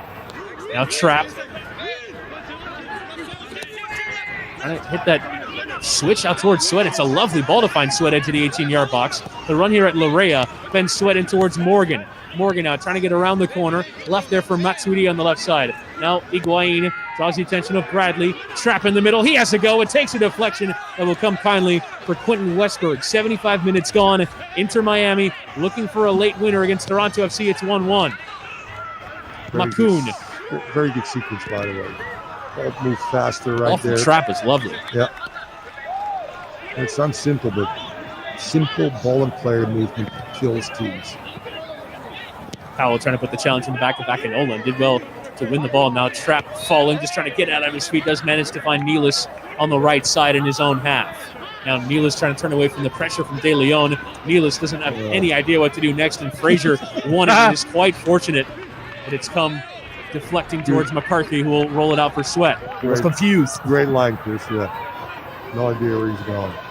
Very true. Morgan trying to get in behind Larea there, just temporarily switching flanks, and it's won back by Richie Larea. Oh, frustration in Higuain's again. That's okay. That's okay. Looping ball out towards Gallagher. President, we don't want to score too early. Let's wait till the 88th minute, 89th minute, and say thanks for coming. Bye-bye. No, adding up to that, not only he's not even one-on-one at all, but he never got a clean shot. That's the other thing. I don't know if it's the defenders on top of him or he never find the place. Pozuelo's early cross is cut out there by Macoun, and now Morgan trying to lead a break. Bradley pulling him back from behind. He knew exactly what he was doing, and he's going to get, indeed, a yellow card for his efforts, slowing down the efforts on the counterattack. And a free kick to Inter Miami just on the edge of the center circle, and a yellow card to Michael Bradley. The best players in the world have succumbed to MLS many times. They suffer. Steven Gerrard, lifted on and on. Guys that weren't used to the travel. the different climatic conditions, the different style of play, the surfaces that, there's some artificial turf still there as well. So, it's not an easy league to play in. No. And I'll go all the way back to LP Valderrama, to Marco Echeverri. Those were geniuses. Those were geniuses, exactly, because they figured it out. Higuain hasn't yet. He's also dropped into the middle of it, too. It's not like he's got a preseason of build-up, right? No. True. Makoun. Slide it towards Sweat. He wasn't quite making the same run. Cleared there from Zavaleta. Matuidi tried to play it first time into Makoun, who wasn't quite ready for it. It's a throw into Toronto, taking quickly. Mullins is beyond Makoun. He's going to try and come back and cover Patrick Mullins. Makoun going shoulder to shoulder, and a strong sliding challenge in there. Yeah. Poked out for a corner, but Makoun frustrated at the number of times he was caught out there. Correct. And cramping up again. Yep. News of a goal from Gillette Stadium. DC United have scored again. It's now 3-3 to New England and DC United. Gelman Rivas with the equalizer for DC with a quarter of an hour left to play there. Where did they come from the last 5 games? Pozuelo, corner, headed away there from Matuidi, and a looping ball into the 18-yard box. Now Pozuelo trying to cut onto his left. Challenging from Higuain. Trapp now riding the challenge of Pozuelo away from it and slid out towards Nealis, who will bomb forward from the right side into the path of Morgan, just ahead of the halfway line. Morgan now, little dummy there around Fraser, slid in behind towards Pizarro, but it's De Leon back covering. His touch actually nearly left there for Pizarro. He's trying to win it back. De Leon just gets rid down the right into the path of Nealis, about 35 yards from goal. Nealis getting his head up and finding Morgan. Onto his left, trying to hit a looping switch out towards Higuain, who will receive. Lovely first touch in the 18-yard box. Higuain now onto his right, trying to find a window to strike. Higuain trying to bend one of the the crossbar. Pizarro trying to get around multiple defenders. Pizarro on the edge of the 6-yard box, and it's clear there from Gallagher. What a chance for Higuain. That looked like the moment. On top of everything, Higuain is in a bad luck situation, man. Excellent play Oh, by my Higuain. We God. just talked about, getting used to his league. He's finding the feel right now when he can get away from people. Cuts inside and strikes this great bending ball with power. And the first touch, don't forget that one. Higuain now back from Matuidi. Inter Miami trying to pack on the pressure. Higuain away from Bradley and carries on Gonzalo Higuain. Into the feet of Morgan towards the right. Now Nealis back with Morgan again. Trying to cross into the area and towards Matuidi, headed away from Mavinga, only as far as Pizarro. Onto Higuain. Now Pizarro into the penalty area. Back heel there, left for Morgan. His left-footed strike is dragged wide. It's a decent effort, though, from the left boot of Morgan to the right side as we have another look at the opportunity for Higuain. Look at that. First touch is glorious. And now he can go. He can go. He can go. And now he can go. Boom. Off the dribble. I mean, I think he hits. Yeah, he does. The intersection of the crossbar and the post. The exact upper right 90. That's a little bit more. What a strike. 10 minutes to play. Pratt and Whitney Stadium at Rentschler Field on the campus of the University of Connecticut. The temporary home of Toronto FC, who cannot travel back and forth between the U.S. and Canada during this quarantine stage. It shows you the quality, too. I mean, I'm going to the dead ball situation, which is a brilliant strike. You go to this one here. You got only a few players in the world on motion that can strike a ball with that much pace, with that much bend as well, away from the goalkeeper. Upper V, unfortunately. You're right. The crossbar and the post.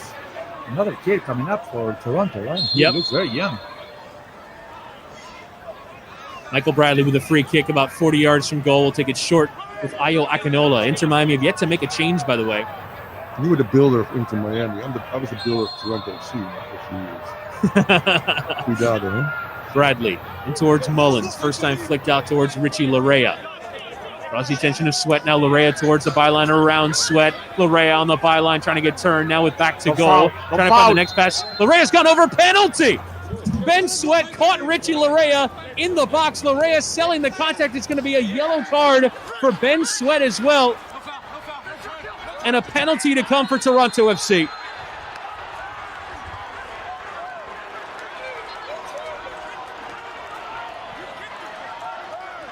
And let's look at this again in the replay here, Chris. I mean, it's it is a penalty, and there's absolutely no need. McCarthy actually is yelling at Ben Sweat right now. There's no need to try to win the ball there, and he does kick him on his left foot. Yes, he goes down easily, but that's 99 out of 100 times a penalty. That's soft.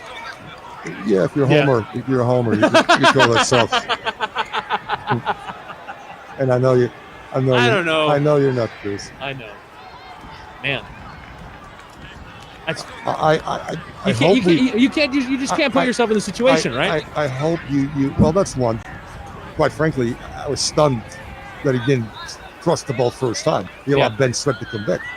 But if you look at the direction of McCarthy, he's going nowhere. So there's absolutely no need to put arms on him and try to toe poke the ball away, because he's not in a position to do anything positive, quite frankly.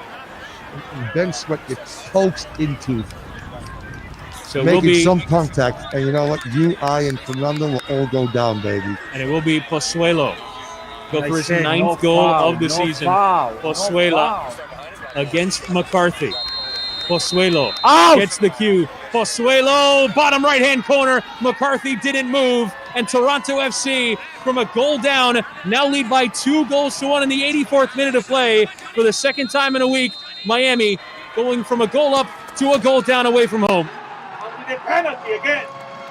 Yep. And here you can have a better look at it. Look at the left foot on his right there. Yeah, this is foul. Correct. And stupid foul. Yes. And the second time that McCarthy has not guessed away either. Twice now he's been frozen. The same situation. I know it's tough, but the same situation. Pick a spot and go for it. A penalty in the very same place. Gonzalez Perez when they don't need to foul last week. At Dallas, yeah. Sweat again when you don't need to foul. And McCarthy unfortunately didn't move in either one. I mean, Good point. throw yourself into any other play, any corner. In both situations, I call it players are running into a negative play. You look at Gonzalez Perez last game, the players running hard towards the end line and the sideline. So there's no need to leave your feet intact. Ben Sweat, there's no need right now to make any kind of contact. Make sure he doesn't turn and get a cross off. Just stand. Exactly. Just stand right there. That's ABC. It's defender 101. Right. Stand there. And it's limited contact, no doubt. And I can see that Ben Sweat is a little upset, but it's a foul. Why is he going to the ball when he knows he's not going to get the ball? Maybe we go to the airport tonight and talk to him. What do you think of this? Looks like a triple change being prepared for Inter Miami. Ulloa, Carranza, and Federico Higuain all being prepared to come on. In the, sorry, Chris, 85th minute of play. 85th minute. Now we are doomed. Well, unfortunately. Not necessarily. Give us good news. Give us good news. We do have some good news. New England have scored again. It's now 4-3. 4-3. Come on, New England Revolution. Yeah, but we needed 1 point. Yep. We needed 1 point at least. I know. So Carranza is on, Higuain is on, and Ulloa is on. It looks like Matsuidi will actually drop into the back three. Alvis Powell now on the right side, sending it up towards Carranza. Higuain now into Federico Higuain. Gonzalo now on the right, poked out towards Morgan. He's playing right wing back. Early cross into the penalty area. Higuain is arriving. He tried to take on the volley, and it's just sailing over. He felt like he was caught in the area. He wants a penalty. That should be a diving header, by the way. Yes, there is contact after he's played the ball, no doubt. But, go head first. Yeah, Larrea kind of goes in and catches him late. You're probably not going to get a penalty in that situation. No. And it's gone skied over there from Higuain. And Federico still pleading his case to Rosendo Mendoza. Amazing. You go from Higuain's great strike to a few minutes later by, again, a soft. They shut themselves in the foot. The other change that came on for Toronto is Jaden Nelson, the 18-year-old, is on for Ayo Akinola. Carranza trying to win down the left, but it's Zavaleta finds Mavinga. The ball into the center circle with De Leon. Now, De Leon down the left. 3 minutes to play in the 90. De Leon out towards the substitute Jaden Nelson. Now coming in off the right, Jaden Nelson. Around Victor Ulloa. His left-footed strike is not too far away. Was always going wide, but a curling effort there off the left boot of Jaden Nelson. About 25 yards out, has gone wide in a goal kick to Inter Miami. You have all the updates, and I know it's not over yet by far, but if this stands, do we have a chance in the 8th if everybody else loses? We have to wait for the other ones now. Correct. To a lot of But we're help. still in it. Yeah, but with 1 point, we didn't need a lot of help. With 0 points, we need a lot of help. Right now in the live table, you're only a point off of Chicago Fire, and they have a game in hand. Gotcha. So, not a dire situation, but not what you would have hoped for entering the evening. Correct. De La Garza. And Omar Gonzalez just came on for Toronto. It makes the simultaneous kickoffs on Sunday pretty fun. I got to tell you. God. Bradley has won it back for Toronto FC, leading them forward on the break, trying to find Pozuelo, and Alves Pau a little feint there like he was going to play it, and instead just let it run out for a goal kick. 2 minutes to play in the 90 now. We await the award of second half stoppage time. Inter Miami trailing by 2-1 against Toronto FC. A penalty given away by Ben Sweat and converted by Alejandro Pozuelo right now has Toronto in front. Matuidi from the back three up towards Carranza. Good work there with back to goal. Trying to chest it there for Pellegrini. Appeals for handball are given there against the Inter Miami striker. Pellegrini is also on as a sub. So Diego Alonso throwing on all his attacking options here in the dying embers. And this is a tough one because I think this team deserved more on the day. Last week was a tough one. This week is a tough somehow we don't. And that's also a telling story. Played quite well.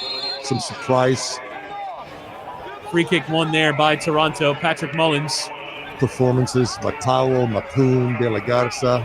One little mistake by Powell cost you a goal. Yep. And a penalty. Outside of that, McCarthy have not made any changes, and obviously Higuain still snake bit by not being able to score out of the run of play. Hits the crossbar. A few minutes later, boom, penalty, game over. Still almost. Jaden Nelson. First time from Zavaleta and behind. Mullins is into the penalty area, but turning away from goal. Trying to hang on to possession of the ball here, Toronto, with Richie Larea. Nearing the conclusion of the 90 minutes, we'll see how much second half stoppage time is awarded as a free kick is awarded to Inter Miami. De La Garza now getting into a little bit with Richie Larea. They're going to have to be separated. Referee Rosendo Mendoza involved. De La Garza now turning away from it. Matuidi now having some words as well with Richie Larea. Seems like some of the Toronto players have some issues with Matuidi. Mullins as well earlier made a face. Frenchman, and now we are into second half stoppage time. Rick Vanny with an excellent job. He's been there how many years, Chris? You know that. It'd be a 5 minutes to be added on at the end of this one. Now, Pellegrini. Vanny has been there how many years, Chris? I know you know this. At Toronto as the head coach. He's been since 2014. Has not lost 3 straight It's ever. incredible. Yeah. Given what he inherited, right? I mean, that was a Correct. club that, was not terribly successful on the field. And that's a bit of a tell and tell too. It goes down to mentality, DNA, toughness. Free kick to come for Inter Miami just in the Toronto half. Again, minimum of 5 minutes to be added on at the end of this one. Inter Miami trailing by 2-1. And Matuidi will take the free kick. Lofted in, Ulloa had it read the whole way. Glanced in towards Powell on for Higuain, but it's Larea who came across and poked it away for a corner to Inter Miami. Looked for a moment like it opened up for Gonzalo Higuain, but instead it'll be a corner to Inter Miami. Good work there from Alves Powell in the penalty area. Yeah, it certainly was. God, and I thought it would drop for Higuain right there, but the reaction and the quickness. Yes. Omar Gonzalez, 44, back in. Lewis Morgan's corner from the left, just swung into the 6-yard box. Header one there by Ulloa. Has it gone straight out of play for a goal kick? It is not. Taking deflection will be another corner. Ulloa involved again there. Morgan with another corner from the left side. 91 minutes, 40 seconds gone on the clock. Morgan low into the near post, easily dealt with it by Larea. Just lofted away for a throw-in to Inter Miami. Throw-in from Morgan into Federico Higuain. back into the center circle. Matuidi is the furthest man back. And he'll get it out to Pellegrini on the right-hand side. Back with Matuidi in his own half. Trying to find that next pass. Curling in behind. It's easily won there by Liam Frazier. Stepping forward to win it, Morgan. Now Pizarro turning away from pressure. Rodolfo Pizarro has Federico Higuain on the right and spots him well. Higuain, edge of the penalty area. Draws the attention of two. Dinked into Lewis Morgan, touched towards the byline. Mavinga now trying to shield Morgan away from it and does well to win a goal kick for Toronto FC. 92 minutes, 25 seconds gone, and Miami still trail by 2-1. Yeah, it's a little wishful thinking there, Chris. But I know it's frustrating, and I certainly think we still have a chance to get into the playoffs. It will not be easy. I think this game is an opportunity to self-reflect from top down, by the way. Do you need, and I'm just throwing it out there, do you need high-priced players as center backs? He played with. Matuidi is given away there to Patrick Mullins, who will now try and ride it out to the corner flag, trying to play it off of Matuidi, and it will be a goal kick to Inter Miami. It came off of Mullins last. To invest elsewhere. Other Powells in the De La Garza and the McCoons, serviceable players. McCarthy now to the halfway line. Headed on there from Frazier. Now Pizarro. Going to go outside of the boot, out to the right side. Powell now has stayed forward. Morgan making a darting run in behind. Powell sliding him in, getting in there ahead of Gallagher. Cross into the back post, and it's Westberg who got a pump to it. Federico Higuain arriving in clear there from Liam Frazier. Looked for a moment like that ball from Morgan was inch perfect. Westberg just with a hand to it. And it would have been if Westberg doesn't get a hand on it. You're right. There's actually two players at the far post who can just knock that one down. And Westberg, wow. Pizarro finding Morgan on the right flank. 1v1 with Gallagher. Crosses in. It's off of the back of Tony Gallagher. And it will be out for a corner to Inter Miami. We've had 4 minutes of the minimum of 5 at the end of this match. Inter Miami still trailing by 2-1. Can they find a leveler at the death here? Morgan from the right, short with Pizarro. Pizarro touched towards the byline. He tries to cross. Comes off the back of Richie Larrea. It will be a throw-in to Inter Miami. Into Alvis Powell. Tries to flick it on. Comes off the substitute Nelson for another throw-in to Inter Miami just ahead of the corner flag. Pizarro will take it. Right now, Pozuelo's penalty is the difference. The Toronto FC, they'll go level with Philadelphia Union at the top of the Eastern Conference. Crossing from Matuidi, Pellegrini trying to flick on. It's Gallagher who gets it away. Out for a throw-in to Inter Miami, taken quickly there by Federico Higuain. Now Pellegrini towards the byline, tries to get the cross away. It's off of Gallagher, and out for a throw-in. Now into Gonzalo Higuain off the left-hand side. Higuain fizzing across towards Alvis Powell. Off the chest, Alvis Powell. His left-footed strike is a tame effort, easily claimed there by Quentin Westberg. We've had the minimum of 5 minutes, and that should just about do it. And there's the ball again in from Morgan, and Westberg just gets a piece of that. If not, absolutely, Pellegrini will be wide open at that far post and not that one home for the tie, but Westberg's coming up big. And there is the full-time whistle. Inter Miami going down away from home for a second consecutive match. It was FC Dallas in midweek. They led by 1-0 at halftime. Tonight it's Toronto FC. They led by 1-0 at halftime. And for a second match running, they've lost by 2-1. Inter Miami now a point below the playoff line in the live table on Chicago Fire on 22 points, Atlanta United on 22 points. Inter Miami with their 13th loss in 22 stay on 21. Miami will have one match left to play, and there is a real chance they will have all to play for when they take on FC Cincinnati at the Inter Miami CF Stadium. It'll be a 3:30 kickoff next Sunday, and that'll be their regular season finale. But tonight, it was Blaise Matuidi who opened the scoring on 42 minutes, Ayo Akinola who drew level on 55, and Alejandro Pozuelo who had the winner on 84. And your score at full-time is Toronto FC 2, Inter Miami 1 from Hartford, Connecticut. When we come back, full-time reaction from Orlando Alzagari, Alex Dano, and Fernando Fiore as your score at full-time is Toronto FC 2, Inter Miami 1 on the Inter Miami CF Radio Network.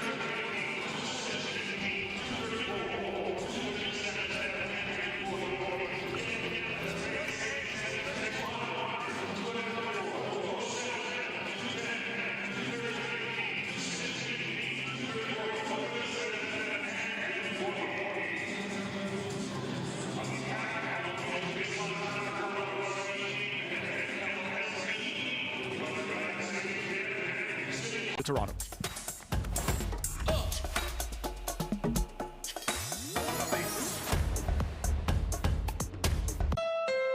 During the model year-end sale, drive 2020 Honda Accords in stock and on sale for just $209 a month. Or save thousands with 1.9% financing for 60 months. Search your local Honda dealer today. If you thought you saw the last of double cheeseburger pizza, think again. Because it's back at Papa John's again. Get a large double cheeseburger pizza for just $12. Better ingredients, better pizza, Papa John's. When you shoot the zesty burger sauce rapids on this new double cheeseburger papadilla, oh, you're gonna want to capsize in that Chunderdome of meat, cheese, and pickles. The new double cheeseburger papadilla and the return of double cheeseburger pizza. Papa John's. The 2 for $6 classic Mother Cruncher and Big Buford deal from Checkers isn't just a deal, it's a big deal. Get your pick of 2 premium classic Mother Cruncher chicken sandwiches, 2 deliciously filling and indulgent Big Bufords, or one of each of these superior sandwiches for just $6. It's the biggest deal since the birth of Baby Bigfoot, and the biggest deal since the invention of the word big. Boom! The 2 for $6 classic Mother Cruncher and Big Buford deal from Checkers. It's a pretty big deal. Get Checkers delivered. It makes me nervous that Joe Biden is going to raise taxes in this economy. You can't raise taxes on small businesses. Joe Biden will be a disaster. Joe Biden doesn't understand small business. He's never been in a small business. He's never run a small business. Joe Biden has no idea how to run our country, how to fix anything. He cannot tell us what is best for us because he hasn't done it. There comes a point in time when you start running out of other people's money. Joe Biden means more taxes. America First Action is responsible for the content of this advertising. It's model year clearance at Volkswagen. Your last chance for clearance pricing on remaining new 2020 models if you hurry, like the 2020 Tiguan, one of the only 7-passenger models in its class. Now $189 a month, or buy with 0 down, or take advantage of 0% financing for 72 months on your favorite VW models. That's no interest for 6 years. It's your last chance for model year clearance savings on new 2020s while they last. Shop VWFlorida.com. Keeping the kids busy, clients happy, and your money moving? You're unstoppable. With mobile deposit and the Wells Fargo mobile app, you can bank without missing a beat. I didn't order a pizza. I know, but that Parker promo saved me so much on my insurance. I brought you a little something special. Parker, State Farm offers everyone surprisingly great rates. You're the man. And you want the real deal? Like a good neighbor, State Farm is there. Hundreds of 2020 Honda Civics are in stock and on sale for just $169 a month during the model year-end sale. Or save thousands with 1.9% financing for 60 months. Search your local Honda dealer today. Well, in the end, it'll come down to decision day, as Inter Miami will head into that November 8th regular season finale with their hopes still intact, but their fate not in their own hands as they fall once again, this time to Toronto.